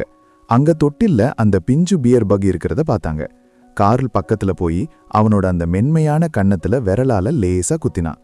வாவ், எவ்வளவு சாஃப்டா இருக்கு, கிரெல் இங்க வந்து தொட்டுப்பாருன்னு கார்ல் ரொம்ப எக்ஸைட்மெண்ட்ல கத்துனான். அதே சமயம் பாப்பா முழிச்சிட போகுதுன்னு மெதுவா பேசினான். கிரெல் அந்த ஒட்டும் அரிசி உருண்ட மாதிரி இருக்கிற குட்டி தம்பிய பார்த்தப்போ தன் கை கால்களை எங்க வைக்கிறதுனே தெரியாம திகைச்சு போயிட்டான். கார்ல் கூப்பிட்டதுக்கு அப்புறம்தான் மெதுவா வெரைப்பா நடந்து குய்யு பக்கத்துல வந்தான். கார்ல் அவனோட கையை பிடிச்சு அந்த பாப்பாவோட மென்மையான முகத்துல வைக்க வச்சான். கிரெல்லோட மனசுக்குள்ள ஏதோ ஒன்னு சிலிர்த்தது. அந்த பாப்பாவோட முகம் அப்படியே மேகம் மாதிரி மென்மையா இருந்துச்சு. அப்போ இவன்தான் நம்ம குட்டி தம்பியா? இவன் ரொம்ப கியூட்டா இருக்கானே, இவனுக்காக நிலவையே பறிச்சுட்டு வந்து கொடுக்கணும் போல இருக்கேன்னு நினைச்சான். அந்த பாப்பாவுக்கு யாரோ தொடுறது தெரிஞ்சிடுச்சு போல. அப்படியே மூஞ்சிய சுழிச்சுக்கிட்டு முழிக்க போற மாதிரி ஒரு அசைவு கொடுத்தான். கிரெல் பதட்டத்துல டக்குன்னு கையை எடுத்துக்கிட்டு அந்த பாப்பாவையே உத்து பார்த்தான். நல்ல வேளையா அந்த பாப்பா லேசா தான் அசைஞ்சது. அதோட ஜெல்லி போன்ற குட்டி வாய் லேசா அசைஞ்சு அப்புறம் தலையை திருப்பிட்டு திரும்பவும் தூங்கிடுச்சு. கிரெல்லும் கார்லும் அதுக்கப்புறம் அவனை தொடவே பயந்தாங்க. அப்படியே பக்கத்துல நின்னு பார்த்துக்கிட்டே இருந்தாங்க. அவங்களுக்கு பார்த்தது போதுன்னே தோணல. குயு அறகுறை தூக்கத்துல இருந்தப்போ தன் முன்னாடி 2 நிழல்கள் இருக்கிறத உணர்ந்தான். டக்குன்னு அதிர்ச்சியில கண்ணை திறந்து பார்த்தான். தம்பி முழிச்சிட்டான். குட்டி தம்பி, நான் தான் உன் பெரிய அண்ணா. கார்ல், பெரிய அண்ணான்னு சொல்லு. கார்ல் தன் தம்பி கண்ணை திறந்ததை பார்த்ததும் துள்ளி குதிச்சான். கார்ல், அவனால இப்ப பேச முடியாதுன்னு கிரெல் சொன்னான். தம்பி, என்ன பாரு, நான் தான் உன் பெரிய அண்ணா. கிரெல், இதை ஞாபகம் வச்சுக்கோன்னு கிரெல் தன் மழலை தமிழ்ல ரொம்ப சீரியஸா குயு கிட்ட சொன்னான். கார்ல் கோவத்துல தன் குட்டி வைத்த உப்பி வச்சுக்கிட்டான். கிரெல், நான் தான் அவனுக்கு முதல் பெரிய அண்ணா. உனக்கு அப்புறம் சில செகண்ட்ல தானே நான் பிறந்தேன். தம்பி, பெரிய அண்ணான்னு சொல்லு. கார்ல் ஒரு தவளை மாதிரி மூஞ்சிய வச்சுக்கிட்டு அடம் பிடிச்சதை பார்த்தும் கிரெல் விட்டு கொடுக்கல. கார்ல், நான் தான் பெரிய அண்ணா. நம்ம பர்த் சர்டிஃபிகேட்ல அது தெளிவா எழுதியிருக்குன்னு கிரெல் ரொம்ப சீரியஸா சொன்னான்.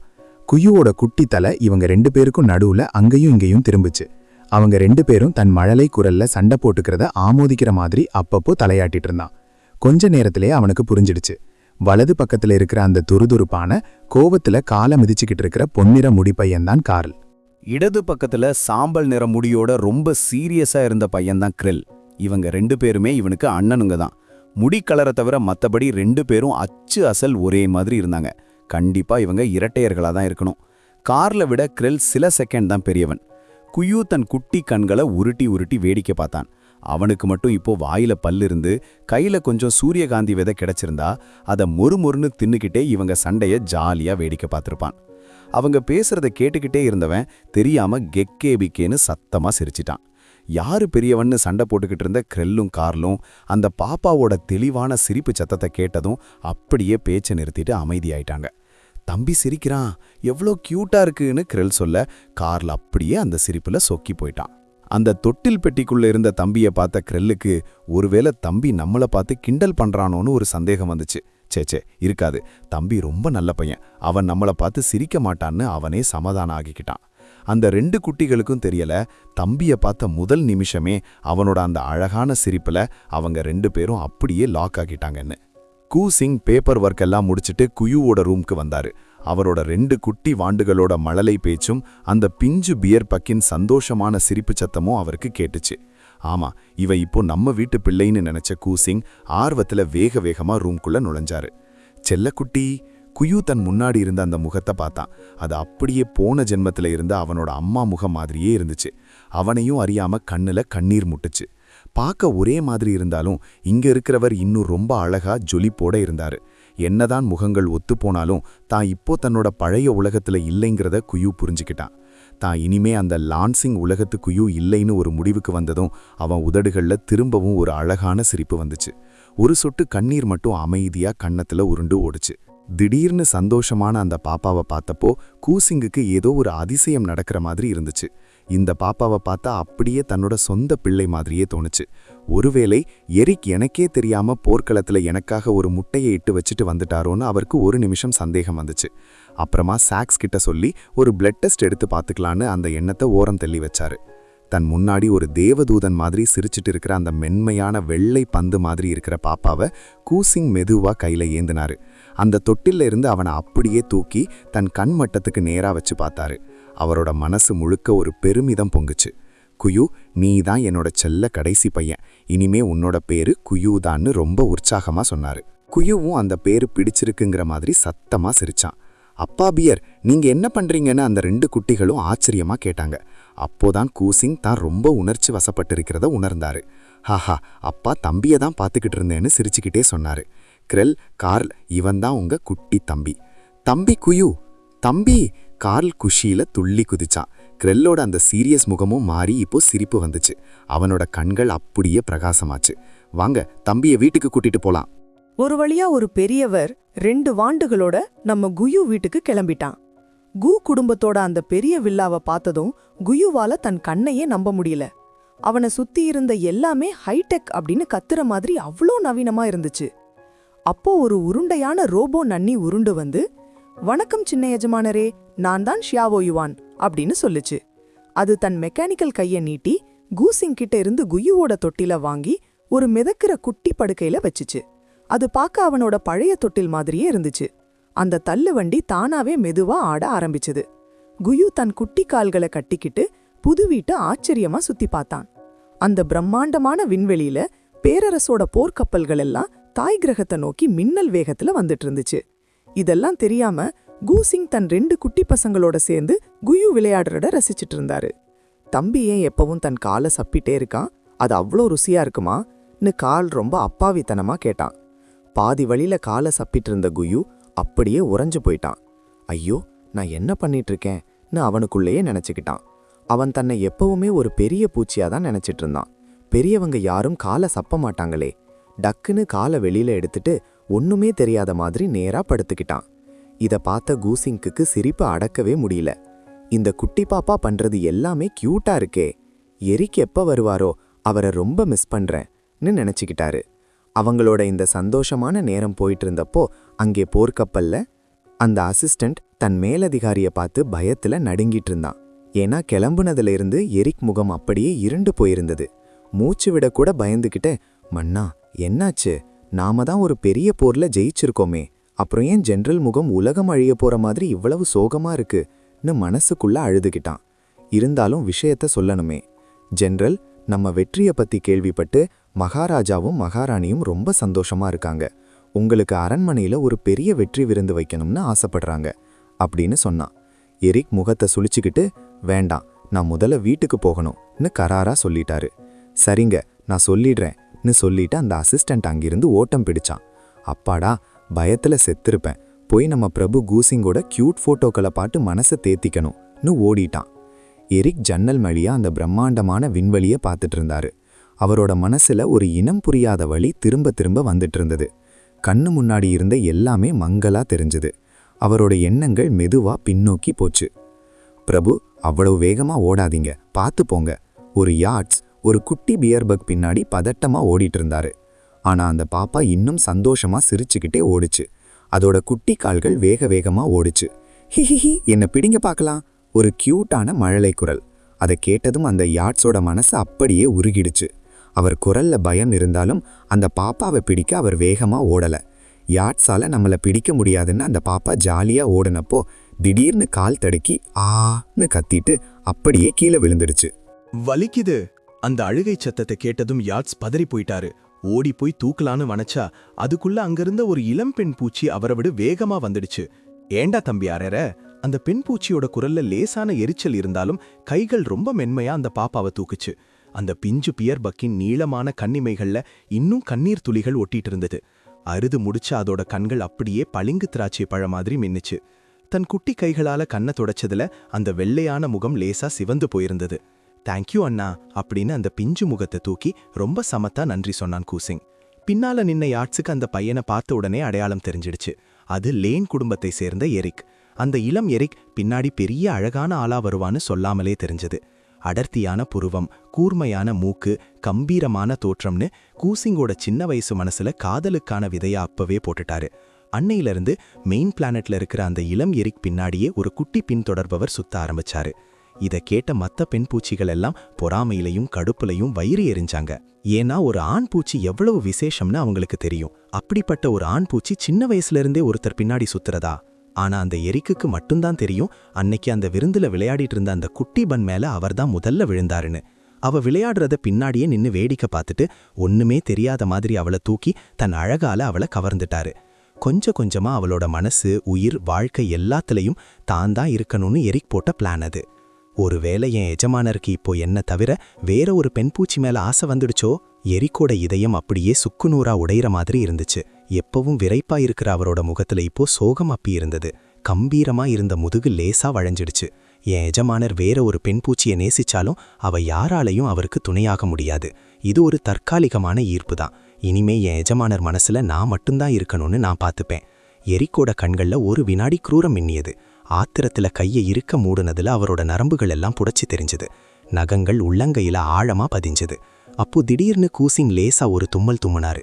அந்த சத்தம் தொட்டில்ல இருந்த கூயுவை திடுக்கிட வச்சது. அந்த குட்டி பாப்பா பிரகாசமான கண்களோட கூசிங்க பார்த்து ஆயான்னு ஏதோ முணுமுணுத்துது.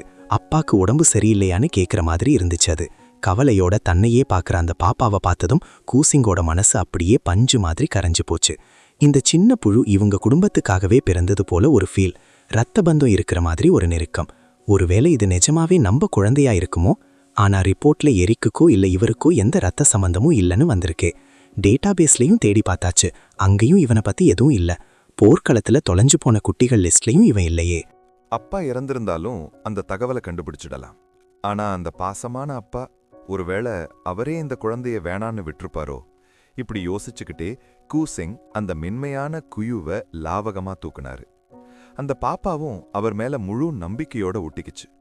கூசிங் மெதுவா குயுவோட காது கிட்ட தன் அறிமுகத்தை கொடுத்தாரு. நான் தான் உன்னோட அப்பா பியர், என்ன அப்பா பியர்னு கூப்பிடு.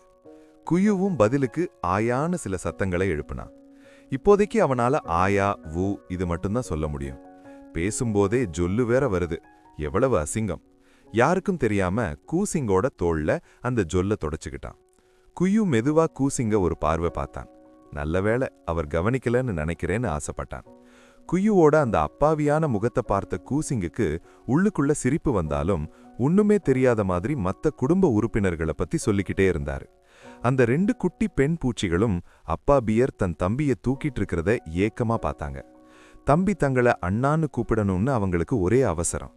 குயு ஒரு ஆயா போட்டு ஒத்துழைச்சான். ஆனா தோள் முழுக்க ஜொல்லாகிடுச்சு. குயு குற்ற உணர்ச்சியோட கீழையும் மேலையும் பார்த்தானே தவிர கூசிங் முகத்தை பார்க்க துணியல. அந்த அக்காக்கள் எவ்வளவு கிண்டல் பண்ணாலும் அவன் வாயை திறக்கவே இல்ல. அப்பா பியர், என்ன தூக்க விடுங்க, நான் தம்பிய தூக்கவா? கார்ல் கையை நீட்டி ஆசையா கேட்டான். கூசிங் தலையை ஆட்டிட்டு கார்ல் கிட்ட இருந்து விலகி போய் குயுவை அந்த ரோபோ நானி கிட்ட கொடுத்தாரு. கார்ல், நீ இன்னும் சின்ன பையன், உன்னோட கைகள்ல அவ்வளவு பலம் இல்ல. தம்பி உனக்கு ரொம்ப பாரமா இருப்பான், உனக்கு காயம் ஆகிடலாம். கார்லோட வாடின முகத்தையும் அதே ஏக்கத்தோட இருந்த கிரில்லையும் பார்த்த கூசிங், கிரில் உனக்கும்தான், தம்பிய தூக்கணும்னா நீங்க நல்லா வளர்ந்து பெரிய ஆளாகணும்னு சொல்லிட்டு கிரில்லோட அந்த சோகமான தலைய கோதி விட்டாரு. அப்புறம் கார்லோட அந்த மென்மையான தலையை தட்டி கொடுத்தாரு. வருத்தப்படாதீங்க, வாங்க, நீங்க 2 பேரும் சேர்ந்து தம்பியோட தொட்டில தள்ளுங்க. அந்த மிதக்கிற தொட்டில அவங்க 2 பேருக்கும் முன்னாடி கீழே இறக்கி வச்சாரு. குயு தன் பிரகாசமான கண்களால அவங்கள பார்த்தான். அண்ணனுங்க, கூட அண்ணனுங்க இருக்கிறது எவ்வளவு சூப்பர். கூசிங் தன் 3 குட்டிகளும் ஜாலியா விளையாடுறத ரசிச்சிட்டு இருந்தப்போ போர்க்களத்துல இருக்கிற தன் துணையோட ஞாபகம் வந்துச்சு. அவரை ரொம்ப மிஸ் பண்றேன். அப்போ வாசல்ல இருந்த அந்த ஸ்மார்ட் பட்லர், வீட்டுக்கு வருக என் அன்பேன்னு வரவீட்டுச்சு. கூசிங் கண்கள் அப்படியே ஜொலிச்சிச்சு. வாசல்ல தெரிஞ்ச அந்த உயரமான உருவத்தை நோக்கி எக்ஸைட்மெண்ட்ல ஓடி வந்தாரு. எரிக் தன் கைகளை விரிச்சு தன் மேல ஒரு பீரங்கி குண்டு மாதிரி வேகமா ஓடி வந்த கூசிங்க அப்படியே ஏந்தினாரு. கூசிங் அவர் மேல பத்திரமா ஒட்டிக்கிட்டாரு. அந்த பியர் பக்க கையில பிடிச்சப்போ உலகத்தையே கையில பிடிச்ச மாதிரி எரிக்கோட படபடப்பான இதயம் ஒரு வழியா அமைதியாச்சு. கூசிங் அந்த பெண் பூச்சியோட மார்பில முகம் புதைச்சு அவரோட அந்த பரிச்சயமான வாசனைய சுவாசிச்சுக்கிட்டே செல்லம் கொஞ்சம் ஆரம்பிச்சாரு. ஹனி, உன்னை நான் ரொம்ப மிஸ் பண்ணனேன். எரிக்கோட அந்த உறுதியான தாடை பகுதியையும் தூக்கம் இல்லாததுனால கண்டுக்கு கீழே இருந்த கரு வளையத்தையும் பார்த்தப்போ கூசிங் இதயம் ஒரு நிமிஷம் வலிச்சது. என் பார்ட்னர் எவ்வளவு கஷ்டப்படுறாருன்னு அவருக்கு பாவமா இருந்துச்சு. எரிக், நீ திரும்பவும் சரியா தூங்கலையா? கூசிங் அப்படியே ஒரு குட்டி தவளை மாதிரி கோபத்துல மூஞ்சிய உப்பி வச்சுக்கிட்டான். எரிக் தன் கடிகள்ல இருந்த அந்த செல்ல பியர்பக்க கூசிங்க பார்த்தார். அவர் கண்கள்ல பாசம் அப்படியே வழிஞ்சு ஓடுச்சு. நீ சந்தோஷமா இருந்த போதும் என் அன்பே அப்படின்னு எரிக் சொல்ல கூசிங்க்கு ஒண்ணுமே புரியல. வீட்டுக்கு வந்தப்பலிருந்து ஏன் இவர் ஒரு மாதிரி விசித்திரமா நடந்துக்கிறாருன்னு குழம்பினாரு. புரியாத ஒரு சோகம் அவர் முகத்துல தெரிஞ்சுது. எரிக், என்னாச்சு, ஏன் இவ்ளோ சோகமா இருக்கீங்கன்னு கேட்க, ஒண்ணுமில்ல செல்லமே, போர் கொஞ்சம் கடுமையா இருந்தது, அதான் டயர்டா இருக்கேன்னு எரிக் சமாளிச்சாரு. கூசிங்குக்கும் அது புரிஞ்சுது. அவரோட மெடல்கள் எல்லாம் சும்மா கிடக்கல. ஒவ்வொரு வெற்றியும் எத்தனையோ வீரர்களோட தியாகத்துல கிடைச்சதுதான். போருக்கு அப்புறம் நிறைய பெண் பூச்சிகள் மனரீதியா ரொம்ப பாதிக்கப்படுவாங்க. வருத்தப்படாதீங்க எரிக், நீங்க சோகமா இருந்தா எனக்கு வலிக்குதுன்னு சொல்லிட்டு எரிக் மார்பிள கை வச்சு அவரோட இதய துடிப்ப கேட்டாரு. அவரை எப்படி தேத்துறதுன்னு தெரியாம, எரிக் வாங்க நம்ம குட்டி புழுவை பார்க்கலாம், அவன் ரொம்ப கியூட்டா இருக்கான், உங்களுக்கு கண்டிப்பா அவனை பிடிக்கும்னு உற்சாகமா கூப்பிட்டாரு. ஒரு குட்டி பாப்பாவை பார்த்தா எரிக்கோட மூடு சரியாயிடும்னு அவர் நம்பினாரு. எரிக் கூசிங்கோட அந்த ஆர்வமான முகத்தை பார்த்தாரு. அந்த நிமிஷம் வந்துடுச்சுன்னு அவருக்கு தெரிஞ்சது. இனிமே இவர் என்னோட செல்ல பியர் மட்டும் இல்லைங்கிற எண்ணம் அவரை வாட்டுச்சு. ஒரு கசப்பான சிரிப்பு அவர் உதடுகள்ல வந்துட்டு போச்சு. அது அவரோட சொந்த குழந்தையா இல்லாட்டியும் என் அன்புக்குரியவரோட செல்ல பிள்ளை. கண்டிப்பா இவரை மாதிரியே கியூட்டா தான் இருக்கும்னு நினைச்சுக்கிட்டாரு. சரி பிரபுவே அந்த காந்த குரல்ல எரிக் சொன்னதும் கூசிங் திரும்பவும் அந்த வசியத்துல மயங்கிட்டாரு. சீஜனோட வாய்ஸ் எவ்வளவு சூப்பரா இருக்குன்னு சொக்கி போயிட்டாரு. இப்போ எரிக் குனிஞ்சு பார்த்திருந்தா கூசிங் கண்ல ஹார்ட் சிம்பிள் பறக்கிறத பார்த்திருக்கலாம். எரிக் மிலிட்ரிக்கே உரிய அந்த கம்பீரமான நடையோட உள்ள போனாரு. ஆனா ஒவ்வொரு அடியும் அவருக்கு ரொம்ப பாரமா இருந்துச்சு. ரூமுக்கு கிட்ட வந்ததும் கூசிங் டக்குன்னு கீழே இறங்கிக்கிட்டாரு. ஏன்னா குட்டிகளுக்கு முன்னாடி ஒரு பொறுப்பான அப்பா மாதிரி கெத்தா இருக்கணும்னு அவருக்கு ஒரு ஆசை. ஆனா இந்த செயல் எரிக்கோட இதயத்தை இன்னும் காயப்படுத்துச்சு. என் பிரபு அந்த பெண் பூச்சிய, அதாவது தம்பியோட அம்மாவை இவ்வளவு மதிக்கிறாரான்னு தப்பா நினைச்சுக்கிட்டாரு. எரிக் கதவை திறந்தப்போ ஆச்சரியமா அங்க எந்த பெண் பூச்சியும் இல்ல. அதுக்கு பதிலா கிரெல்லும் கார்லும் இருந்தாங்க. அந்த 2 வாண்டுகளும் எரிக்க பார்த்ததும் ஓடி வந்து ஒட்டிக்கிட்டாங்க. அப்பா வந்துட்டீங்களா?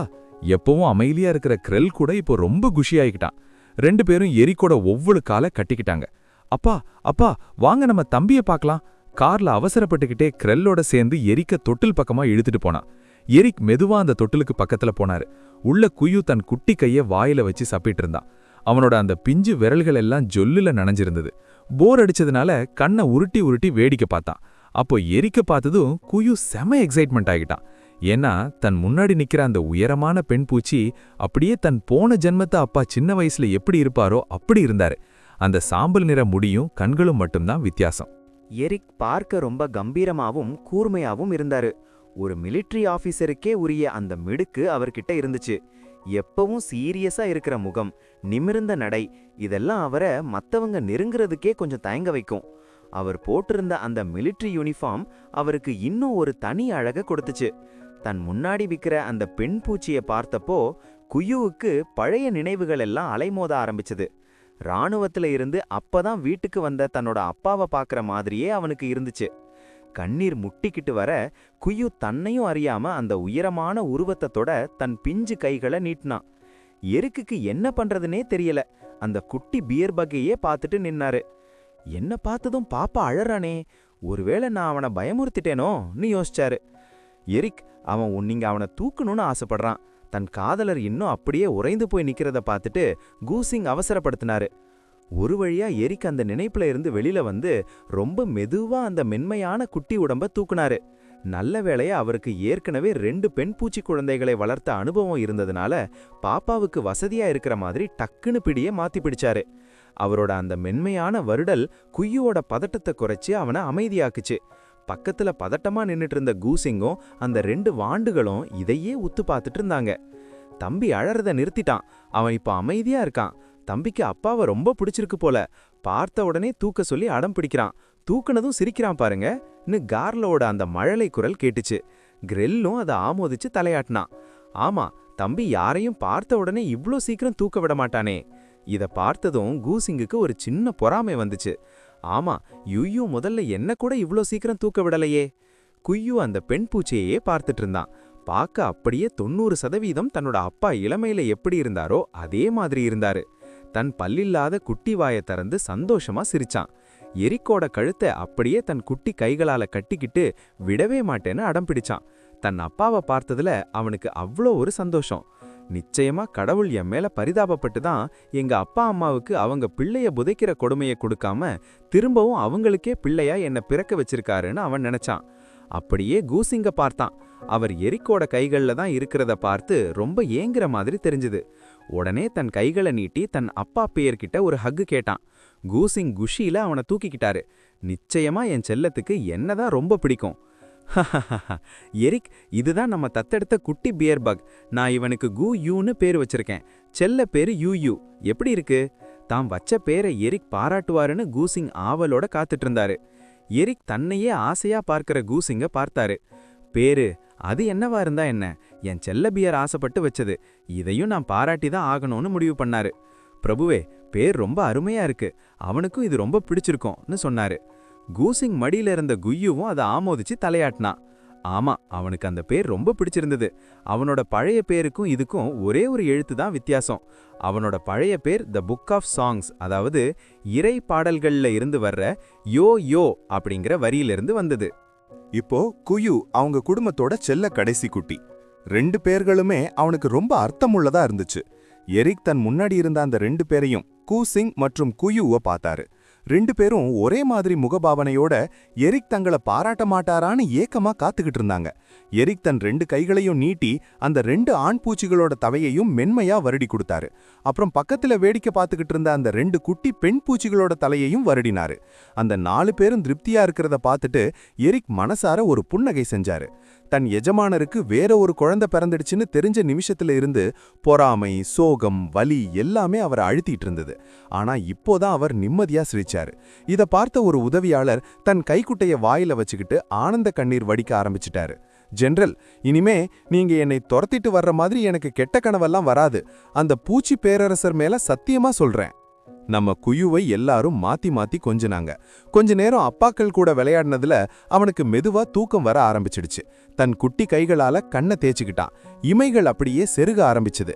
சீக்கிரமே அவரோட அப்பாவோட மார்ல சாஞ்சிக்கிட்டு மெதுவா குரட்டை விட ஆரம்பிச்சிட்டான். அந்த தற்காப்பில்லாத குட்டி கொழுகொழு கண்ணும் கூசிங்கோட தோள்ல அழுங்கி போயிருந்தது. இந்த ஒரு காட்சியை பார்த்ததும் எரிக்கோட இதயம் அப்படியே உருகிடுச்சு. எனக்கும் என் பிரபுவுக்கும் இன்னொரு குட்டி பாப்பா, இது ரொம்ப அருமையா இருக்குன்னு நினைச்சுக்கிட்டாரு. எரிக்கும் கூசிங்கும் சத்தம் இல்லாம அங்கிருந்து விலகி போனாங்க. அந்த ரோபோ நன்னி ஷாவோ யுவான் அப்புறம் அந்த 2 குட்டி பெண் பூச்சிகள் கிரில் மற்றும் கார்ல் மட்டும் அங்க இருந்தாங்க. அவங்க கண்ணிமைக்காம அந்த தூங்குற குட்டி புழுவையே பார்த்துட்டு இருந்தாங்க. கிரில், தம்பி ரொம்ப குட்டியா இருக்கான்ல, எவ்ளோ கியூட்டா இருக்கான்னு கார்ல் ரொம்ப மெதுவா கிரில் ஃபாதுல கிசுகிசுத்தான். கிரில் ரொம்ப சீரியஸா தலையாட்டினான். அவனுக்கு தெரியல அவன் ஒரு பெரிய மனுஷன் மாதிரி பண்ற அந்த ஆக்டிங் அவனை இன்னும் கியூட்டா காட்டுதுன்னு. அந்த 2 வாண்டுகளுக்கும் தம்பிய பார்க்க ஆசை தீரவே இல்ல. தூக்கத்துல குயு முகம் சுளிச்சு ஏதோ ஒரு சங்கடத்துல முணுமுணுத்தப்போ ஷாவோ யுவான் அந்த 2 பேரையும் ரூமை விட்டு வெளியில போ சொல்லிடுச்சு. மெதுவா மூடப்பட்ட அந்த கதவு வழியா தொட்டில்ல தூங்கிட்டு இருந்த குயுவோட முகத்துல ஒரு அழகான சிரிப்பு தெரிஞ்சது. இங்க எரிக்கும் கூசிங்கும் பேசிக்கிட்டு இருந்தாங்க. தான் அப்ளிகேஷனே போடாம எப்படி அந்த பியர்வார் பாதுகாப்பு சங்கம் மூலமா லக்கி டிராவ்ல தேர்ந்தெடுக்கப்பட்டோன்னு கூசிங் உற்சாகமா சொல்லிட்டு இருந்தாரு. நீ அப்ளிகேஷன் போடவே இல்லையா? எரிக் யோசனையோட அந்த 2 குட்டி பெண் பூச்சிகளோட ரூமை பார்த்தாரு. கண்டிப்பா அந்த 2 வாண்டுகளோட வேலையாதான் இருக்கும். எரிக், என்ன கவனிங்கன்னு கூசிங் செல்லமா கோவிச்சுக்கிட்டாரு. எரிக் ஏதோ ஆழ்ந்த யோசனைக்கு போயிட்டாருன்னு அவருக்கு வருத்தம். என் அன்பே, எரிக் தான் ரொம்ப மிஸ் பண்ண அந்த பிரபுவை இழுத்து அணைச்சிக்கிட்டு முத்தம் கொடுத்தாரு. கூசிங் வெக்கத்துல முகம் சிவந்து போயிட்டாரு. இன்னும் இருட்டவே இல்ல, அதுக்குள்ளேயே இவ்வளவு ஆர்வமா இருக்கீங்களே என் அன்பேன்னு சொல்லிட்டு அவரும் பதிலுக்கு முத்தம் கொடுத்தாரு. அப்போ டிங்னு ஒரு கம்யூனிகேஷன் அலர்ட் வந்துச்சு. எரிக் அதை திறந்ததும் உதவியாளர் ராடோட உருவம் முன்னாடி தெரிஞ்சது. ஜெனரல், ஒரு எமர்ஜென்சி சிச்சுவேஷன். ராட் ரொம்ப பதட்டமா தெரிஞ்சாரு. ஆனா எரிக்க அவசரப்படுத்த துணியில. எரிக் உடனே தன் பக்கத்துல இருந்த கூசிங்கை ஒரு ராணுவ வீரருக்கே உரிய மரியாதையோட வணக்கம் பிரபு கூசிங்னு வணங்கினாரு. நான் நல்லா இருக்கேன். ராட், நீ எப்படி இருக்கன்னு கூசிங் பதிலுக்கு கேட்டாரு. ஆண் பூச்சிகள் மேல்ஸ் ரொம்பவும் அறிவானவர்கள். அதனாலேயே பெண் பூச்சிகள் இயல்பாகவே அவர்கள் பால் ஈர்க்கப்படுவதும் அவர்களை பாதுகாப்பதும் வழக்கம். பெண் பூச்சிகள் தங்கள் இதயத்தைப் போலவே ஆண் பூச்சிகளையும் பாதுகாப்போம் என்று உறுதியளிக்கும் ஒரு மரியாதையான சைகைதான் அந்த வணக்கம். ராட் பிரபு கூசிங் மீது மிகுந்த மரியாதை வைத்திருந்தார். ஏனென்றால் கூசிங் பெண் பூச்சிகளின் உரிமைகளுக்காகவும் அவர்களின் நிலைமை மேம்படவும் தொடர்ந்து போராடி வருபவர். எரிக் கூசிங்கை பார்த்தார். அவர் கண்கள் குற்ற உணர்ச்சியில் நிறைந்திருந்தன. தான் தன் அன்புக்குரியவருடன் போதுமான நேரம் செலவிடவில்லையே என்ற வருத்தம் அவருக்கு. ஆனால் கூசிங் தன் துணையின் கடமை உணர்வை மதித்து ஆதரவாக நின்றார்.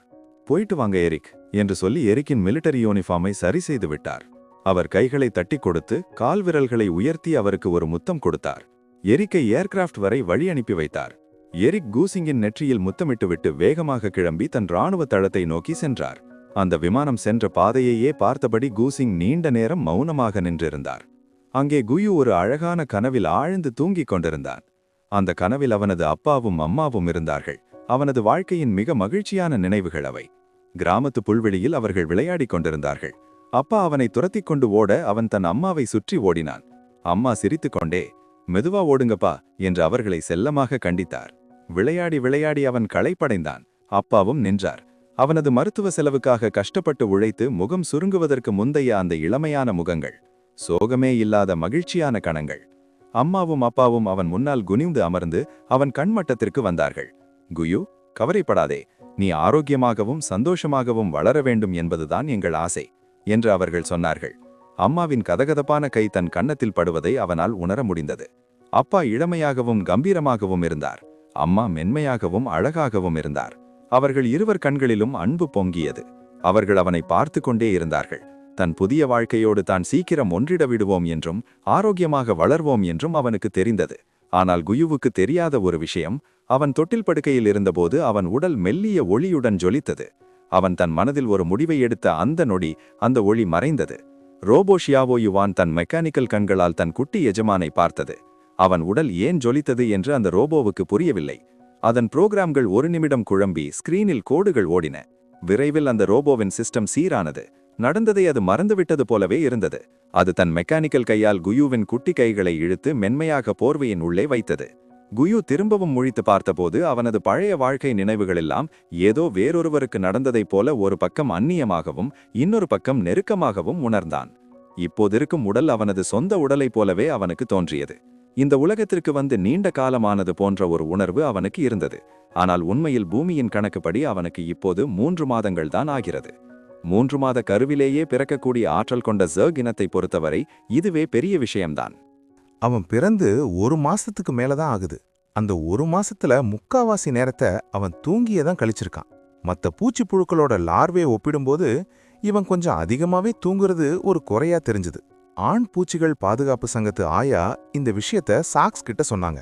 கு சிங்குக்கும் தன் செல்ல பையன் குயு மெதுவா வளர்றது தெரிஞ்சுது. அதனால அவன் மேல அவருக்கு இன்னும் பாசம் அதிகமாச்சு. அவன் பிறந்தப்பவே மற்ற ஆண் குட்டிகளை விட கொஞ்சம் பலவீனமா இருந்தான். ஒருவேளை இவனுக்கு மென்டல் பவர் வரவே வராம போகலாம். ஜர்கினத்துல இந்த புழு பருவம்தான் ரொம்பவும் பலவீனமான கட்டம். ஆனா ஒவ்வொரு குட்டியும் அவங்களுக்கு ரொம்பவும் விலைமதிப்பற்றது. கூச்சிங் நேரம் கிடைக்கும்போது எரிக்கிட்ட பாப்பாவோட இந்த நிலைமைய பத்தி சொல்லணும்னு நினைச்சுக்கிட்டாரு. அண்ணன்களான கிரெல்லும் கார்லும் தம்பிய பத்திரமா பாத்துக்கணும்னு ஏற்பாடு பண்ணினாரு. அதே சமயம் குயுக்கு இப்போ ஏதோ ஒரு பெரிய பாரம் இறங்கின மாதிரி ஒரு ஃபீல். இப்போ அவனுக்கு பழைய மாதிரி அவ்வளவு தூக்கம் வரல. ஆர்வமா தன் ரூமை சுத்தி பார்த்தான். அவன் போட்டிருந்த ட்ரெஸ் அழுக்க எல்லாம் தானே நீக்கிற மென்மையான மெட்டீரியல்ல செஞ்சது. குயு முழிச்சிட்டாங்கிறத கவனிச்ச ஷியாவோ யுவான் ரூம் டெம்பரேச்சரை அவனுக்கு ஏத்த மாதிரி மாத்துச்சு. அவனோட ஒவ்வொரு அசைவையும் ரெக்கார்ட் பண்ண தன் கேமராவை ஆன் பண்ணுச்சு. அந்த உருண்டத்தல ரோபோவை குயு ஆச்சரியமா பார்த்தான். ஷியாவோ யுவான் பார்க்க கொஞ்சம் சொதப்பலா இருந்தாலும் கியூட்டா இருந்துச்சு. இது ஒவ்வொரு ஜெர்க் குழந்தையோடையும் வளர்ற ஒரு பேசிக் ரோபோ. பின்னாடி இத பெரிய பட்லர் ரோபோவா அப்டேட் பண்ணிக்கலாம். அந்த ரோபோ குயு மேல இருந்த போர்வையை எடுத்து தான் வயித்துல இருந்த ஒரு பெட்டிக்குள்ள வச்சுக்கிச்சு. அதோட மெக்கானிக்கல் கண்ணுல ஒரு சிரிப்பு கோடு வந்துச்சு. பிரபு முழிச்சிட்டீங்களா அப்படின்னு கேட்டுக்கிட்டே ஒரு குட்டி பொம்மையை எடுத்து ஆட்டி குயுவோட கவனத்தை ஈர்க்க முயற்சி பண்ணுச்சு. அந்த லிட்டில் ரவுண்ட் எப்படி தான் வயித்துல இருந்து பொருட்களை எடுக்குதுன்னு குயுவுக்கு புரியுது. அங்க எந்த தையலோ இல்ல ஜாயிண்டோ அவனுக்கு தெரியல. இந்த உலகத்தோட டெக்னாலஜி நிஜமாவே வேற லெவல்ல இருக்கு. மிதக்கிற தொட்டில்ல இருந்து இந்த ரோபோவோட அறிவு வரைக்கும் நம்ம நாட்டுப்புற குயு அப்படியே மிரண்டு போயிட்டான். அவன் எந்திரிக்க முயற்சி பண்ணப்போ அந்த ரோபோ அவன் வசதிக்காக தொட்டிலோட உயரத்தை அட்ஜஸ்ட் பண்ணுச்சு. ரொம்ப நேரமா முயற்சி பண்ணியும் அவனால இப்போதைக்கு உருளத்தான் முடிஞ்சுது. உடம்பாலையும் சரி நினைவாலையும் சரி அவன் இப்போ ஒரு முழுமையான சின்ன பாப்பாவாவே மாறிட்டு இருந்தான். திடீர்னு அவனுக்கு தான் அண்ணனுங்களோட ஞாபகம் வந்துச்சு. அந்த ரோபோல இருந்த கம்யூனிகேஷன் பட்டனை தட்டினான். அங்க 2 குட்டி பெண் பூச்சிகளோட அவதார் தெரிஞ்சுது. தன் குட்டி விரலால எதையோ தட்ட அந்த 2 பேரோட முகமும் முன்னாடி தெரிஞ்சுது. அவன் மழலை மொழியில ஆ ஊன்னு அவங்கள அண்ணனு கூப்பிடுற மாதிரி சத்தம் போட்டான். ஏன்னா அவனால இன்னும் வார்த்தைகளை சொல்ல முடியாதுல்ல. அந்த 2 அண்ணனுங்களும் தன் குட்டி தம்பி இவ்வளவு சுறுசுறுப்பா இருக்கிறத பார்த்து ரொம்ப குஷியாயிட்டாங்க. தம்பி தூங்கி முடிச்ச உடனே தங்களைத்தான் முதல்ல கூப்பிடுவான்னு அந்த அண்ணனுங்க எதிர்பார்க்கவே இல்ல. அவங்களுக்கு அப்படியே சந்தோஷம் தாங்கல. அந்த 2 குட்டி பெண் பூச்சிகளும் அண்ணனுங்க உடனே ஓடி வந்து குயுவோட ரூமுக்குள்ள நுழைஞ்சாங்க. அங்க அவங்க தம்பி தானாவே குப்புற விழுந்து உருண்டுட்டு இருக்கிறத பார்த்து ஆச்சரியப்பட்டு போயிட்டாங்க. அவங்க எங்க போறாங்களோ அங்கெல்லாம் அந்த பிஞ்சு தலைய திருப்பி திருப்பி வேடிக்கை பார்த்தான் குயு. அவனோட பெரிய கண்கள் அப்படியே பிரகாசமா மின்னியது. அவங்கள பார்த்ததும் குஷியாகி தன் பிஞ்சு கையால தொட்டில தட்டி வரவேற்றான். கிரெல்லும் கார்லும் குயு பக்கத்துல ஓடி வந்தாங்க. குட் மார்னிங் கிரெல், கார்ல் அப்படின்னு அந்த லிட்டில் ரவுண்ட் ரோபோ தன் மெக்கானிக்கல் கைய ஆட்டி வரவேற்றது. Good morning little round, good morning தம்பி. நான் அந்த 2 மழலை குரல்களும் ஒரே நேரத்துல உற்சாகமா பதில் சொன்னாங்க. குயு பதிலுக்கு ஏதோ மழலையில பேச முயற்சி பண்ணனா, ஆனா பேச்சுக்கு முன்னாடி ஜொல்லுதான் அருவி மாதிரி கொட்டுச்சு. ரோபோ அந்த பக்கம் வர்றதுக்குள்ள கிரெல் டக்குன்னு தம்பியோட ஜொல்ல தொடச்சு விட்டுட்டு அவனோட பிஞ்சு கன்னத்துல ஒரு முத்தம் கொடுத்தான். அந்த திடீர் முத்தத்தை குயு எதிர்பார்க்கவே இல்ல. சில செகண்ட் அப்படியே ஷாக் ஆகி உறைஞ்சு போயிட்டான். பக்கத்துல பார்த்தா கார்ல அப்படியே தன் மூஞ்சிய வச்சு தேய்க்கிறதுக்கு தயாரா வந்துட்டு இருந்தான். என்ன முத்தம் கொடுக்காதீங்க, முத்தம் கொடுக்கவே கூடாதுன்னு சொல்ற மாதிரி தன் குட்டி கையால கார்ல தள்ளி விட்டான். தன் கை கால்களை வச்சு உருண்டு போய் கார்லோட முகத்தை தடுத்தான். கார்ல் முகம் அப்படியே வாடி போச்சு. தம்பிக்கு என்ன பிடிக்கலையா? நான் பார்க்க அப்படியே கிரெல் மாதிரி தானே இருக்கேன், அப்புறம் ஏன் கிரெல்ல மட்டும் முத்தம் கொடுக்க விட்டான், என்ன விட மாட்டேங்கிறான்னு கார்ல் ரொம்ப வருத்தப்பட்டான். அந்த சோகமான கார்ல பார்க்கறப்போ குயுவுக்கு சிரிப்பா இருந்தாலும் ஒரு பக்கம் பாவமா இருந்துச்சு. ஒரு கைவிடப்பட்ட நாய்க்குட்டி மாதிரி கார்ல் நின்னதை பார்த்துட்டு குயு மெதுவா தன் கையால கார்ல தட்டி பக்கத்துல வர சொன்னான். அப்புறம் மெதுவா தன் வாயை கார்லோட கன்னத்துல வச்சான். அது சும்மா ஒரு சின்ன தொடுதல் தான், முத்தம் கிடையாது. ஆனாலும் கார்ல் குஷியில துள்ளி குதிச்சான். கிரெல்ல பார்த்து பெருமையா, ஹிஹி தம்பிக்கு என்னதான் ரொம்ப பிடிச்சிருக்குன்னு சொன்னான். குயு கிரெல்லோட பார்வையை தவிர்த்தான். அவனுக்கு யாரையும் முத்தம் கொடுக்க விருப்பமில்ல. அவன் இன்னும் ஒரு சின்ன பாப்பாதானே. அப்போ பிரபுவுக்கு இப்ப ஊட்டச்சத்து கொடுக்க வேண்டிய நேரம்னு லிட்டில் ரவுண்ட் ரோபோவோட உற்சாகமான குரல் கேட்டுச்சு. கூடவே ஒரு மென்மையான மியூசிக்கும் ஒலிக்க ஆரம்பிச்சது. குயு அந்த பால் புட்டி மாதிரி இருந்த கண்டெய்னர்ல இருந்த ஊட்டச்சத்து கரவத்தை குடிச்சான். அது அப்படியே பால் மாதிரி ருசியா இருந்துச்சு. தம்பி, அதெல்லாம் நிஜமான செடி இல்ல, அதெல்லாம் பிளாஸ்டிக் பூக்கள், சாப்பிடக்கூடாதுன்னு கிரெல் ரொம்ப ஜாக்கிரதையா தம்பியோட கையை விலக்கி விட்டான். இதெல்லாம் நிஜமான செடி கிடையாது, இதை நீ வாயில வைக்க கூடாது அப்படின்னு சொல்லிட்டு கு ஏதாவது எடுத்து தின்னுட்டானான்னு அவன் வாயை திறந்து செக் பண்ணனான். நல்ல வேலை, சுத்தமா இருக்கு, ஒரு பல்லு கூட முளைக்கலன்னு நிம்மதி பெருமூச்சு விட்டான். கூயுக்கு லேசான ஏமாற்றமா இருந்துச்சு. இதெல்லாம் பொம்மை பூக்களா, பார்க்க இவ்ளோ அழகா இருக்கே, நிஜம்னு நினைச்சேனேன்னு அவன் முகல் வாடுறத கூசிங் கவனிச்சிட்டாரு. அவருக்கு கூயுக்கு இது புரியுமான்னு தெரியல, ஆனா மெதுவா விளக்க ஆரம்பிச்சாரு. ஜர்க் இனத்துல நிஜமான செடிகள் கிடைக்கிறது ரொம்ப அபூர்வம், அதெல்லாம் ரொம்ப விலை உயர்ந்தது. இந்த பூக்கள் எல்லாம் நிஜமான பூக்களை பார்த்து அப்படியே காப்பி பண்ணது தான். வாசனை மட்டும்தான் இருக்காது, மற்றபடி எல்லாம் ஒரே மாதிரி இருக்கும். சில பூக்கள்ல வாசனையை கூட காப்பி பண்ணிடுவாங்க. இந்த செடிகளை வளர்க்குறதுக்குன்னே குரோவர்ஸ்னு சொல்லப்படுற தனி ஆட்கள் இருக்காங்க. அவங்க ரொம்பவும் அரிதானவங்க. அவங்களுக்கு மென்டல் பவர் இருக்கணும்னு அவசியம் இல்லை, ஆனால் செடிகள் கூட ஒரு நல்ல ஈர்ப்பு இருக்கணும். நம்ம குட்டி யூயூ வளர்ந்த அப்புறம் ஒரு குரோவர் ஆவானான்னு கேட்டுக்கிட்டே கூயுவோட கன்னத்தை மெதுவாக கிள்ளினாரு. ஆஹா, தொடறதுக்கு எவ்வளோ சாஃப்டாக இருக்குன்னு கூசிங் குஷியானாரு. அப்புறம் ஒவ்வொரு பூவோட பேரையும் கூயுக்கு அறிமுகப்படுத்தினாரு. கிரெல்லும் கார்லும் பக்கத்தில் நின்று ரொம்ப கவனமாக கேட்டாங்க. இந்த ஜர்க் உலகத்து செடிகள் ரொம்ப விசித்திரமா இருக்கேன்னு கூயு வேடிக்கை பார்த்தான். சில பூக்கள் ஒரு பெரிய பேசின் அளவுக்கு பெருசா இருக்கு, ஆனா அதுல இலையே இல்லை. சிலதுல இலைகள் ரொம்ப பிரகாசமா இருக்கு. அது தன் வாசனையாலேயே மற்ற உயிரினங்களை கவரும் போல. பார்க்க ரொம்ப அதிசயமா அழகா இருந்துச்சு. கடைசியா ஒரு பூச்சட்டிக்கு முன்னாடி கூசிங் நின்னாரு. அந்த சட்டியை மெதுவா தூக்கி அவங்க கிட்ட காட்டி, இந்த விதைய உங்க அப்பா போர்க்களத்திலிருந்து கொண்டு வந்தாரு. ரிசர்ச் இன்ஸ்டிடியூட்ல இதை பத்தி அவங்களால கண்டுபிடிக்க முடியல, அதான் உங்க அப்பா கிட்டேயே கொடுத்துட்டாங்க. இதுக்கு உயிர் வாழும் சக்தி ரொம்ப குறைவா இருக்கணும், நல்லா கவனிச்சுக்கிட்டா ஒருவேளை வளர வாய்ப்பு இருக்கணும் சொன்னாங்க. ஆனா 1 வருஷம் ஆகியும் இது இன்னும் முளைக்கல. இனிமே இது முளைக்கும்னு தோணலன்னு சொல்லிட்டு அந்த மண்ணுக்குள்ள இருந்த விதைய வெளியில எடுத்து காட்டினாரு. கிரெல் அந்த விதைய வாங்கி பார்த்தான். அது கருப்பா, எந்த உயிரும் இல்லாத மாதிரி காஞ்சு போயிருந்தது. கார்ல அதை கிரெல் கிட்ட இருந்து வாங்கி, இந்த விதை செத்து போன மாதிரி இருக்குன்னு சொல்லிட்டு அதை உருட்டி விளையாடினான். பக்கத்துல இருந்த கூயுக்கு ஒரே பதட்டம். என்கிட்ட கொடு, நானும் பார்க்கணும். நான் அவன் கையை நீட்டி சத்தம் போட்டான். தன்னோட குட்டி தம்பி சத்தம் போடுறத கேட்ட கால், ஹிஹி தம்பிக்கு என்னதான் ரொம்ப பிடிச்சிருக்கு, அதான் என்கிட்ட கேட்குறான்னு மனசுக்குள்ள குஷியாகிட்டான். தம்பியை தூக்கலான்னு தன் கையை நீட்டினான். நல்ல வேளையா கூசிங் அதை சரியான நேரத்துல கவனிச்சு கார்லோட அந்த தள்ளாடுற கைகள்ல இருந்து கூயுவை விலக்கி தூக்குனாரு. கார்ல், தம்பியை தூக்குற அளவுக்கு உனக்கு இன்னும் பலம் வரலன்னு உனக்கு தெரியும்லன்னு கார்லோட காதை லேசா திருக்கி திட்டினாரு. அப்போ கார்லோட கையில இருந்த அந்த கருப்பு விதை கூயுவோட தொட்டில்ல தவறி விழுந்துடுச்சு. கூயு இப்போ அந்த விதையை தன் கையில வச்சிருந்தான். எப்படியோ அந்த விதை இன்னும் உயிரோட இருக்குன்னு குயுவால உணர முடிஞ்சது. அது முளைக்க துடிப்பதை கூட அவனால உணர முடிஞ்சது. அது எப்படி தெரியுதுன்னு அவனுக்கே புரியல. அவன் அதை இன்னும் ஆழமா உணர்றதுக்குள்ள கிரில் குய் அந்த விதையை தன் பிஞ்சு கையில வச்சிருக்கிறத பார்த்துட்டான். அது ஒரு திராட்சை விதை அளவு தான் இருந்துச்சு. பதட்டமான கிரில் டக்குன்னு அதை குய்கிட்டேந்து வாங்கினான். தம்பி, இதை சாப்பிடக்கூடாது, தொண்டையில சிக்கிக்கும் நீ எச்சரிச்சான். அந்த இடத்துல குட்டி பூச்சிக்கு காயம் ஏற்படுத்துற மாதிரி வேற ஏதாவது இருக்கான்னு சுத்தி முத்தி பார்த்தான். அப்புறம் ஷியாவோயுவான் ரோபோவை கூப்பிட்டு பார்த்துக்க சொன்னான். ஏன்னா பெண் பூச்சிகளை விட ஆண் பூச்சி குட்டிகளுக்கு ரொம்ப சீக்கிரம் காயம் பட்டுடும், உயிர்க்கே கூட ஆபத்தாகிடும். அதனால அவங்கள பாதுகாக்கிறது ஜர்க் சமூகத்துல ரொம்ப முக்கியமான விஷயம். குய் தன் மூஞ்சியை உப்பி வச்சுக்கிட்டு கிரெல் கிட்ட கையை நீட்டினான். அண்ணா, நான் இன்னும் அதை முழுசா பார்த்து முடிக்கலையேன்னு அவன் மனசுக்குள்ள நினைச்சான். ஆனா கிரில் திரும்பவும் அதை தம்பிக்கிட்ட கொடுக்க துணியல. அப்பா கிட்ட கூசிங்க திட்டு வாங்கிட்டு இருந்த கார்ல காப்பாத்துற மாதிரி நடிச்சுக்கிட்டே கார்லுக்கு ஒரு சின்ன ஆப்பையும் வச்சான். அப்பா, கால் காதை திருகிறது நிறுத்துங்க. அவன் அந்த விதைய தொட்டுல போட்டுட்டான். தம்பி அதை எடுத்து வாயில வைக்க போனான்னு போட்டு கொடுத்தான். இதை கேட்டதும் கூசிங்க்கு நிஜமாவே செம கோவம் வந்துடுச்சு. கார்ல ஒரு முறை முறைச்சிட்டு காதம் விட்டாரு. இன்னும் நல்லா திருகிருக்கணும்னு சொல்லிட்டு குயிவா செக் பண்ண போனாரு.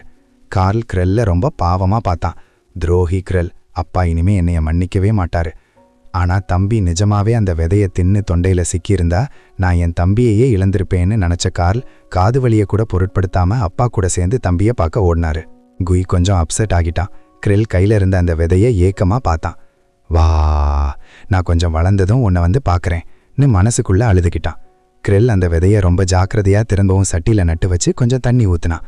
அப்புறம் தொட்டில் பக்கத்துல வந்து, அப்பா, நான் விதைய நட்டுட்டேன்னு சமத்தா சொன்னான். வெரி குட் கிரெல், சரி வாங்க உள்ள போலாம்னு கூசிங் கிரெல்ல பாராட்டினாரு. கார்லையும் கூப்பிட்டுக்கிட்டு வீட்டுக்குள்ள கிளம்புனாரு. பின்னாடியே ஷியாவோ யுவான் ரோபோ தொட்டில் எடுத்துக்கிட்டு வந்துச்சு. அப்போ லேசான காத்து வீசிச்சு. அந்த செயற்கை பூக்கள் மெதுவா ஆடுச்சு. ஆனா யாரும் கவனிக்காத அந்த நேரத்துல அந்த பழைய பூச்சட்டியில ஒரு குட்டி பச்சை துளிர் மெதுவா தலை காட்டுச்சு. வீட்டுக்குள்ள கூசிங் கையில இருந்த குய் அங்க இருந்த அலங்காரங்களை ஆச்சரியமா பார்த்தான். விதையெல்லாம் அவ அப்பவே மறந்துட்டான். வீடு ரொம்ப சிம்பிளா ஆனா பயங்கர ஹைடெக்கா இருந்துச்சு.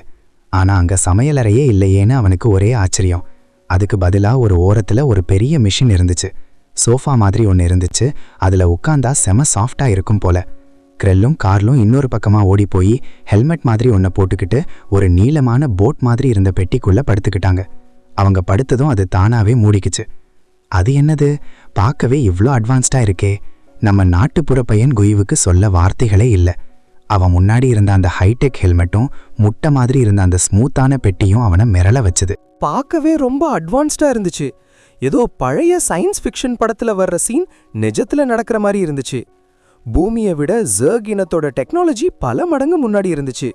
குயு வெளியே வந்த கொஞ்ச நேரத்திலேயே வானத்துல வரிசையா பறந்துட்டு இருந்த நிறைய விண்கலங்களை பார்த்தான்.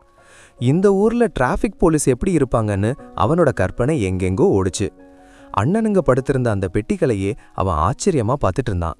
கூசிங்க தட்டி கையை நீட்டி ஏதோ மழலையில கேட்டுட்டு இருந்தான். குயுவோட அந்த ஆர்வமான முகம் கூசிங்குக்கு சிரிப்பு வர வச்சுது. யூ, அதுதான் நியூரல் நெட்பாட். உங்க அண்ணனுங்க இப்போ அந்த நெட்வொர்க்ல லாகின் பண்ணியிருக்காங்க. நீ திருட்டுத்தனமா அதுக்குள்ள போக முயற்சி பண்ணாத. ஏன்னா அது மென்டல் பவர் இருந்தா மட்டும்தான் வேலை செய்யும். உங்க அண்ணனுங்களுக்கு இப்பதான் மென்டல் பவர் வந்திருக்கு. அவங்க அங்க சும்மா விளையாடல, தங்களோட சக்தியை பயிற்சி பண்றாங்கன்னு கூசிங் பொறுமையா விளக்குனாரு. அவனுக்கு புரியுமோ இல்லையோ ஒரு அப்பா மாதிரி எல்லாத்தையும் சொன்னாரு. ஜர்க் குட்டிகள் பிறப்பிலேயே ரொம்ப புத்திசாலிகள்.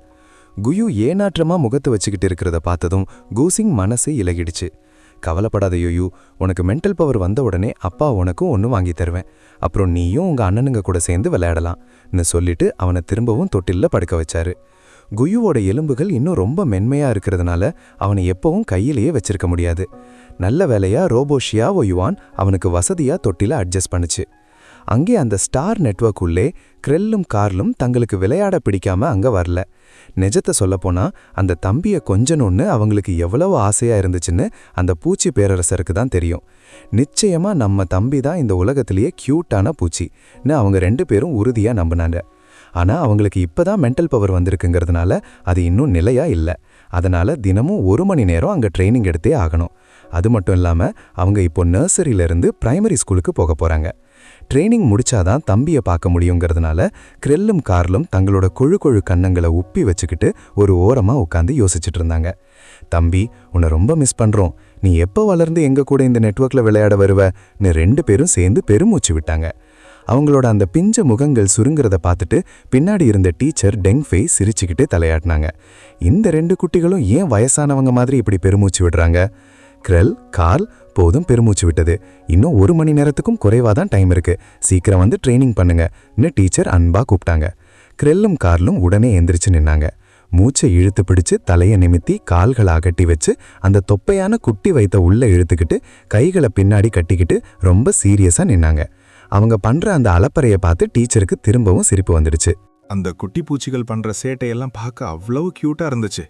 டீச்சர் டெங்ஃபே தன் தொண்டையை 2 தடவை கரகரப்பா செருமிக்கிட்டு முகத்தை சீரியஸா வச்சுக்கிட்டாரு. முதல் வகுப்பு, எல்லாரும் ஒன்னா வரிசையில நில்லுங்க அப்படின்னு ஆர்டர் போட்டதும் மற்ற குட்டி பூச்சிகள் எல்லாம் மெதுவா நகர்ந்து வந்து அவருக்கு முன்னாடி ஒரு நேர்கோட்ல நின்னாங்க. அடுத்து ஜோடி சண்டை. டைம் லிமிட் 15 நிமிஷம். நேரம் முடியும் போது யார் இந்த வட்டத்தை விட்டு வெளியில போறாங்களோ அவங்க தோத்தவங்க, யாரு உள்ளேயே இருக்கிறாங்களோ அவங்க தான் ஜெயிச்சவங்க. புரிஞ்சுதா? டீச்சர் தன் கால் விரலாலேயே மென்டல் பவரை வச்சு தரையில ஒரு குட்டி வட்டம் போட்டாரு. அப்புறம் விசில ஊதி போட்டிய ஆரம்பிச்சு வச்சாரு.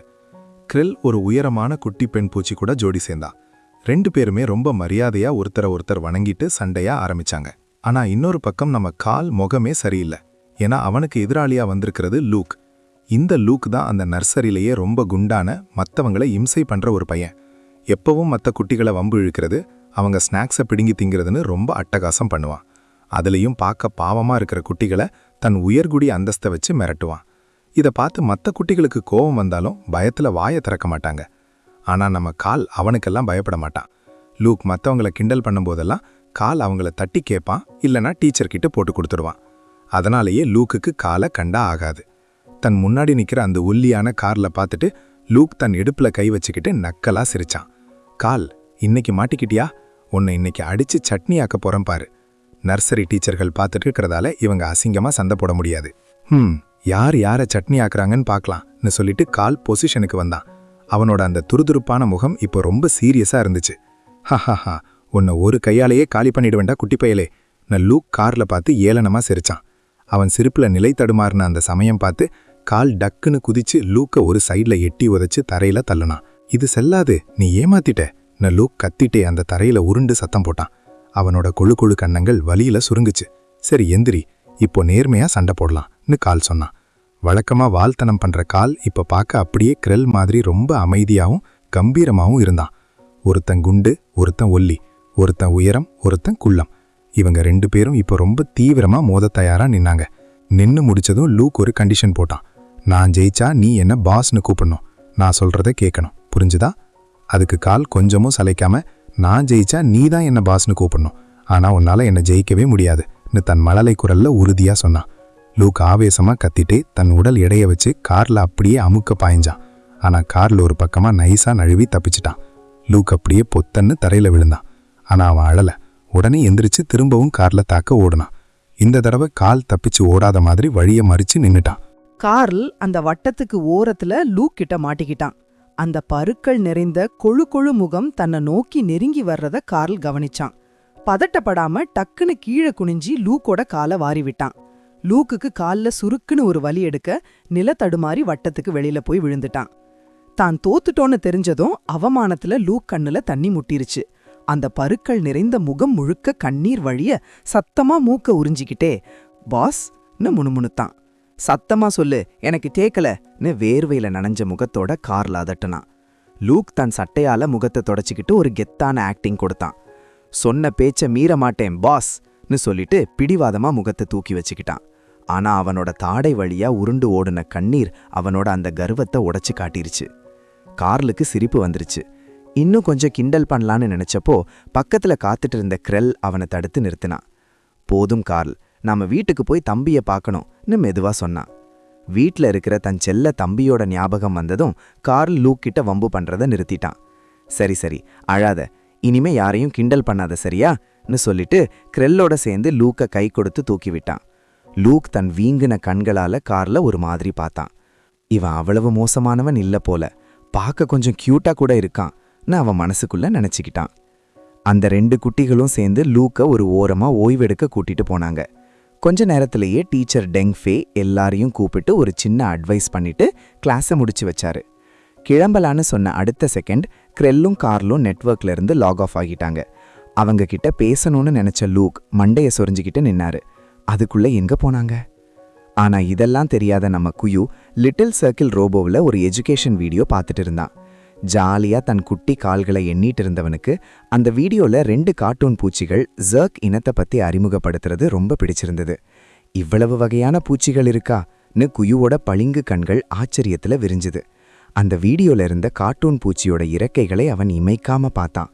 ரொம்ப அழகா இருக்கே. அந்த வீடியோ முதல்ல பெண் பூச்சிகளை பத்தி சொன்னது. வளர்ந்த பெண் பூச்சிகளுக்கு பலமான அகலமான எலும்பு இறக்கைகள் இருக்கும். கார்ட்டூன்ல சிவப்பா தெரிஞ்ச அந்த இறக்கைகள் நிஜத்துல அடர் சிவப்பு நிறத்துல இருக்கும். உத்து பார்த்தாதான் அது தெரியும். இறக்கைகளை விரிச்சா அது வெவ்வால் இறக்கை மாதிரி மெல்லிசா இருக்கும், ஆனா அதை விட பெருசாவும் அழகாவும் இருக்கும். லேசா தெரியற மாதிரி சின்ன சின்ன முட்களோட அது இருக்கும். லிட்டில் சர்க்கிள் ரோபோ தன் மெக்கானிக்கல் கையை வச்சு ஒரு ப்ரொஜெக்ஷனை ஆன் பண்ணுச்சு. அந்த கார்ட்டூன் பூச்சி அப்படியே குயுவோட கைக்கு கிட்டேயே பறந்து வர்ற மாதிரி செட் பண்ணுச்சு. குயு அதை தன் குட்டி கைகளால பிடிக்க முயற்சி பண்ணனா. அவன் பிடிக்க போறப்போல்லாம் ரோபோ அதை அந்த பக்கமா நகர்த்தி விளையாடுச்சு. குயு குஷியில கெக்க பிக்கேன்னு சிரிக்க ஆரம்பிச்சான். வீடியோல வர்ற மற்ற விஷயத்தெல்லாம் விட்டுட்டு அந்த பூச்சியை பிடிக்கிறதுலேயே குறியா இருந்தான். பிடிச்சிட்டேன், இது ஏன் வெக்கத்துல சிவந்து போகுதுன்னு தன் உள்ளங்கையில இருந்து அந்த கார்ட்டூன் பூச்சியை பார்த்து ஆச்சரியமா கேட்டான். மெதுவா அதோட முடியை தொட்டு பார்த்தான். நிஜமான முடி மாதிரியே இருந்துச்சு. இப்போ அந்த சின்ன பூச்சிக்கு முகம் மட்டும் இல்ல, காதுகளும் செக்க சிவந்து போயிருந்தது. அது தன் எலும்பு இறக்கைகளை படபடவென அடித்துக்கொண்டு பறந்து போனது. அப்படி பறந்து போகும்போது குயுவை வெட்கத்தோடு திரும்பி பார்த்தது. அந்த பார்வையை பார்த்ததும் குயுவுக்கு ஒரு மாதிரி திக்குன்னு இருந்துச்சு. இது என்ன மாதிரியான ப்ரொஜெக்ஷன்? நானும் ஒரு குட்டி பூச்சி தாண்டா, தெரியுமா என்று நினைத்தவன் விரக்தியில் அப்படியே குப்பரப்படுத்து கொண்டான். முகத்தை புதைத்து கொண்டு தன் கொழு கொழு குட்டி பிட்டத்தை மட்டும் மேலே தூக்கி காட்டிக்கொண்டு கிடந்தான். அப்படியே பூமியில் இருக்கும் நெருப்புக் கோழி மணலில் தலையை புதைத்து கொள்வது போலவே இருந்தான். ரொம்ப போர் அடிக்குது, இந்த உலகத்துக்கு வந்து இவ்வளவு நாள் ஆச்சு.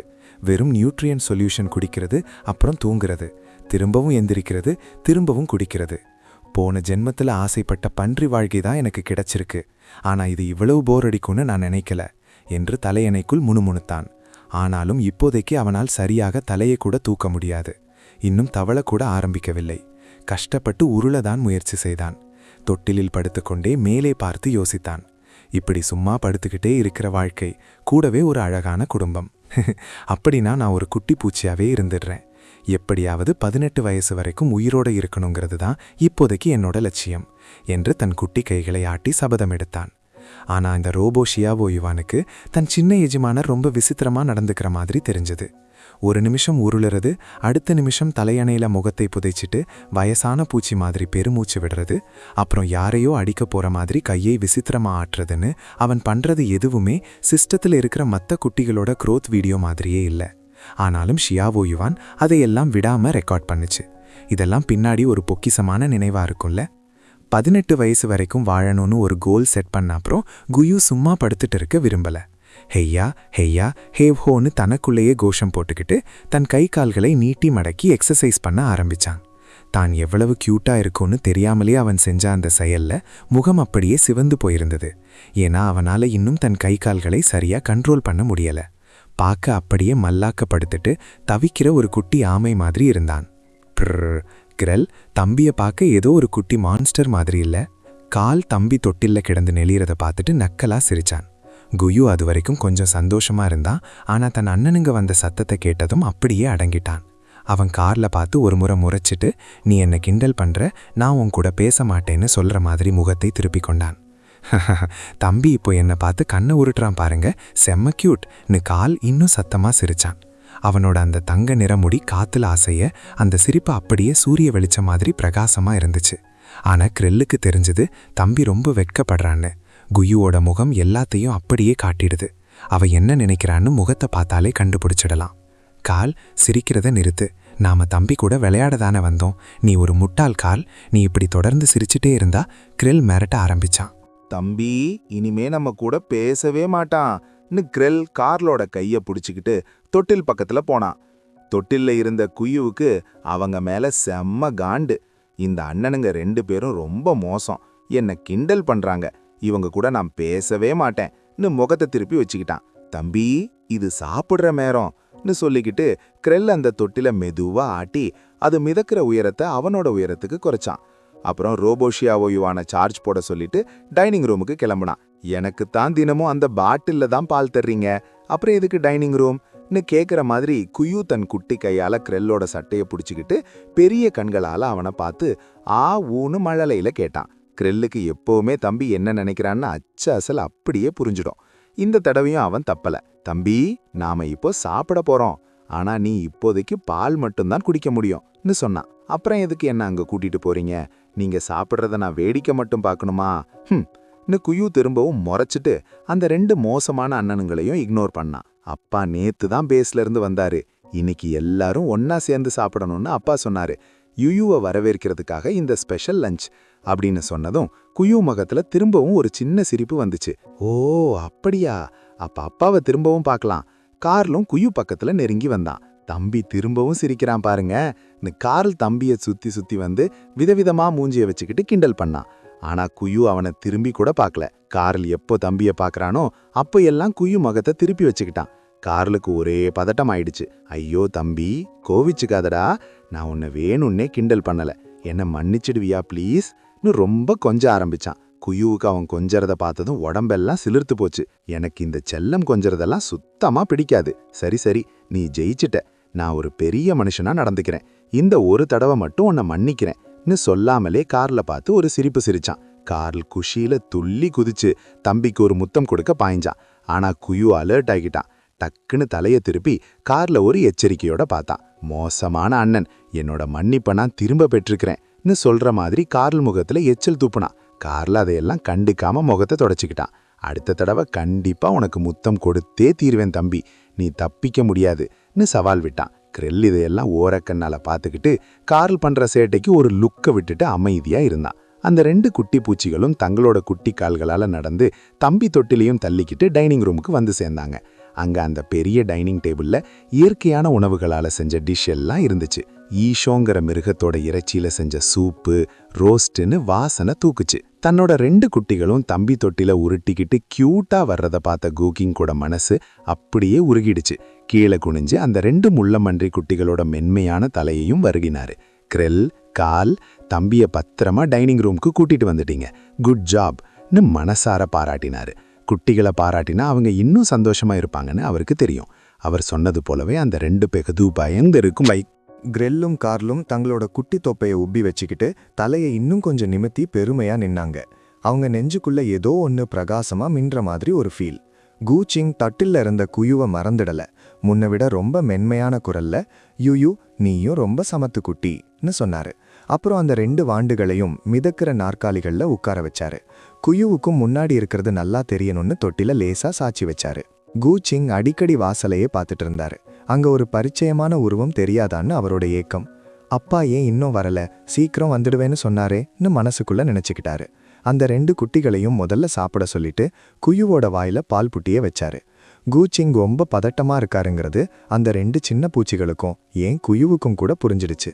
கிரில் தன் கையில இருந்த ஸ்பூனை வச்சுட்டு அந்த மிதக்கிற நாற்காலிலிருந்து மெதுவா கீழே இறங்கினான். கூச்சிங்கோட கால் கிட்ட போய் அவரோட சட்டையை லேசா இழுத்து கவலையோட இருந்த அப்பாவை பார்த்தான்.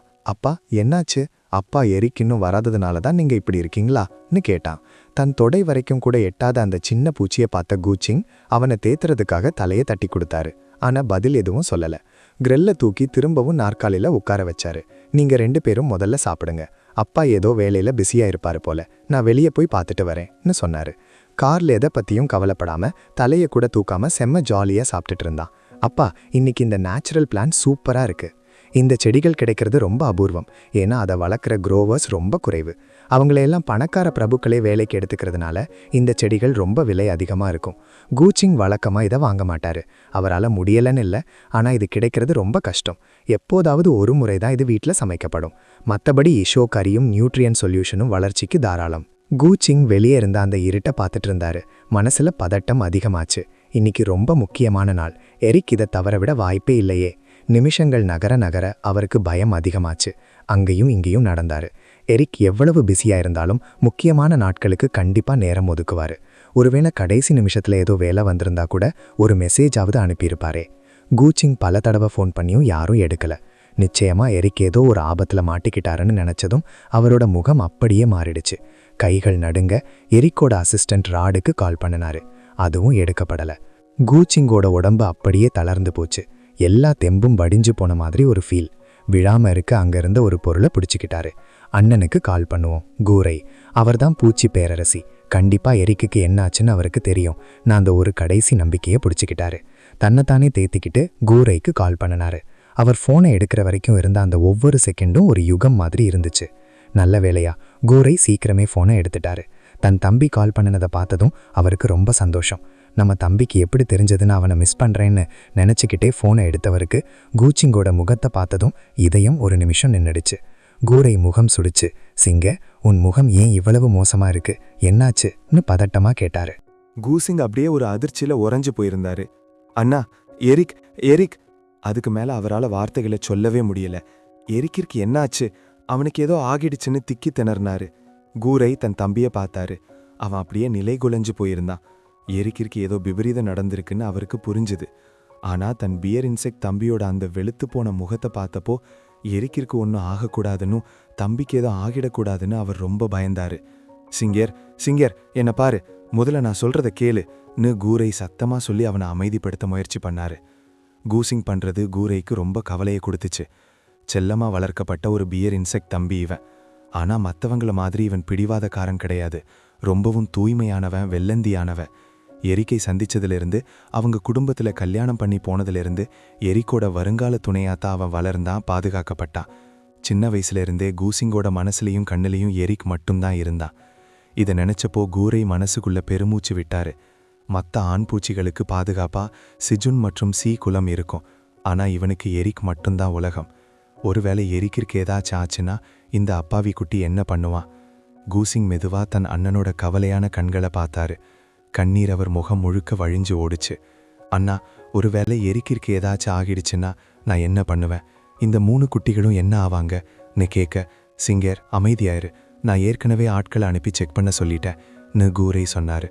பக்கத்துல இருந்த ஆஃபீஸரை ஒரு பார்வை பார்க்க அவர் விஷயத்தை புரிஞ்சுக்கிட்டு வேகமா வெளியில போனாரு.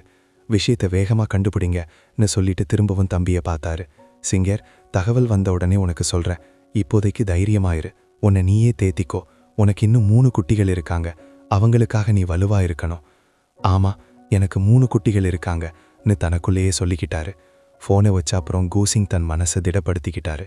ட்ரெஸ்ஸை சரி பண்ணி முகத்தை தொடச்சிக்கிட்டு கொஞ்ச நேரம் வெளியவே நின்றுட்டு அப்புறம் உள்ளே போனாரு. கிரெல்லுக்கு ஏதோ சரியில்லைன்னு உள்ளுணர்வு சொல்லுச்சு. கூசிங் போன பக்கத்தையே அவன் திரும்பி திரும்பி பார்த்துட்டு இருந்தான். ஆனால் கார்ல் எதையுமே கவனிக்கல. அவன் சாப்பாட்டோட ஒரு பெரிய யுத்தமே நடத்திட்டு இருந்தான். கூசிங் இன்னைக்கு ஸ்பெஷலாக ஒரு சமையல்காரரை வச்சு சமைக்க சொல்லியிருந்தாரு. அதனால சாப்பாடு அவ்வளவு ருசியாக இருந்துச்சு. ஆரம்பத்தில் குயுவுக்கும் ஏதோ தப்பாக தோணுச்சு. ஆனால் அந்த பால் மாதிரி இருந்த ஊட்டச்சத்து திரவத்தை குடித்த உடனே அவனோட குழந்தை உள்ளுணர்வு எல்லாத்தையும் மறக்கடிச்சிடுச்சு. அவனுக்கு குடிக்கிறது மட்டும்தான் அப்போ லட்சியமாக இருந்துச்சு. அப்போ கூசிங் திரும்பவும் டைனிங் ரூமுக்கு வந்தார். அந்த 3 குட்டிகளும் சாப்பிட்றத ஒரு நிமிஷம் பார்த்துட்டு எப்பவும் போல ஒரு மென்மையான சிரிப்பை வரவழைச்சிக்கிட்டாரு. கிரெல், கார்ல், சாப்பிட்டு முடிச்சதும் தம்பியை உங்கள் ரூமுக்கு கூட்டிகிட்டு போங்க, கை காலெல்லாம் சுத்தமாக கழுவிக்கோங்கன்னு சொன்னார். எப்பவும் போல கிரெல் கிட்ட தம்பிகளை பார்த்துக்க சொல்லிட்டு, எரிக் பேஸில் ஏதோ ஒரு எமர்ஜென்சி வேலை வந்ததுனால வர முடியலை, அதான் அவர் வரலை, நீங்கள் போய் ரெஸ்ட் எடுங்கன்னு சொன்னார். ஆனால் கிரெல் மட்டும் ஏதோ சந்தேகத்தில் கூசிங்க திரும்ப திரும்ப பார்த்தான். அப்பா பியர் அன்போட கையசைக்கிறத பார்த்ததும் கிரெல் ஒரு வழியா தன் தம்பிகளை அவங்க ரூமுக்கு கூட்டிட்டு போனான்.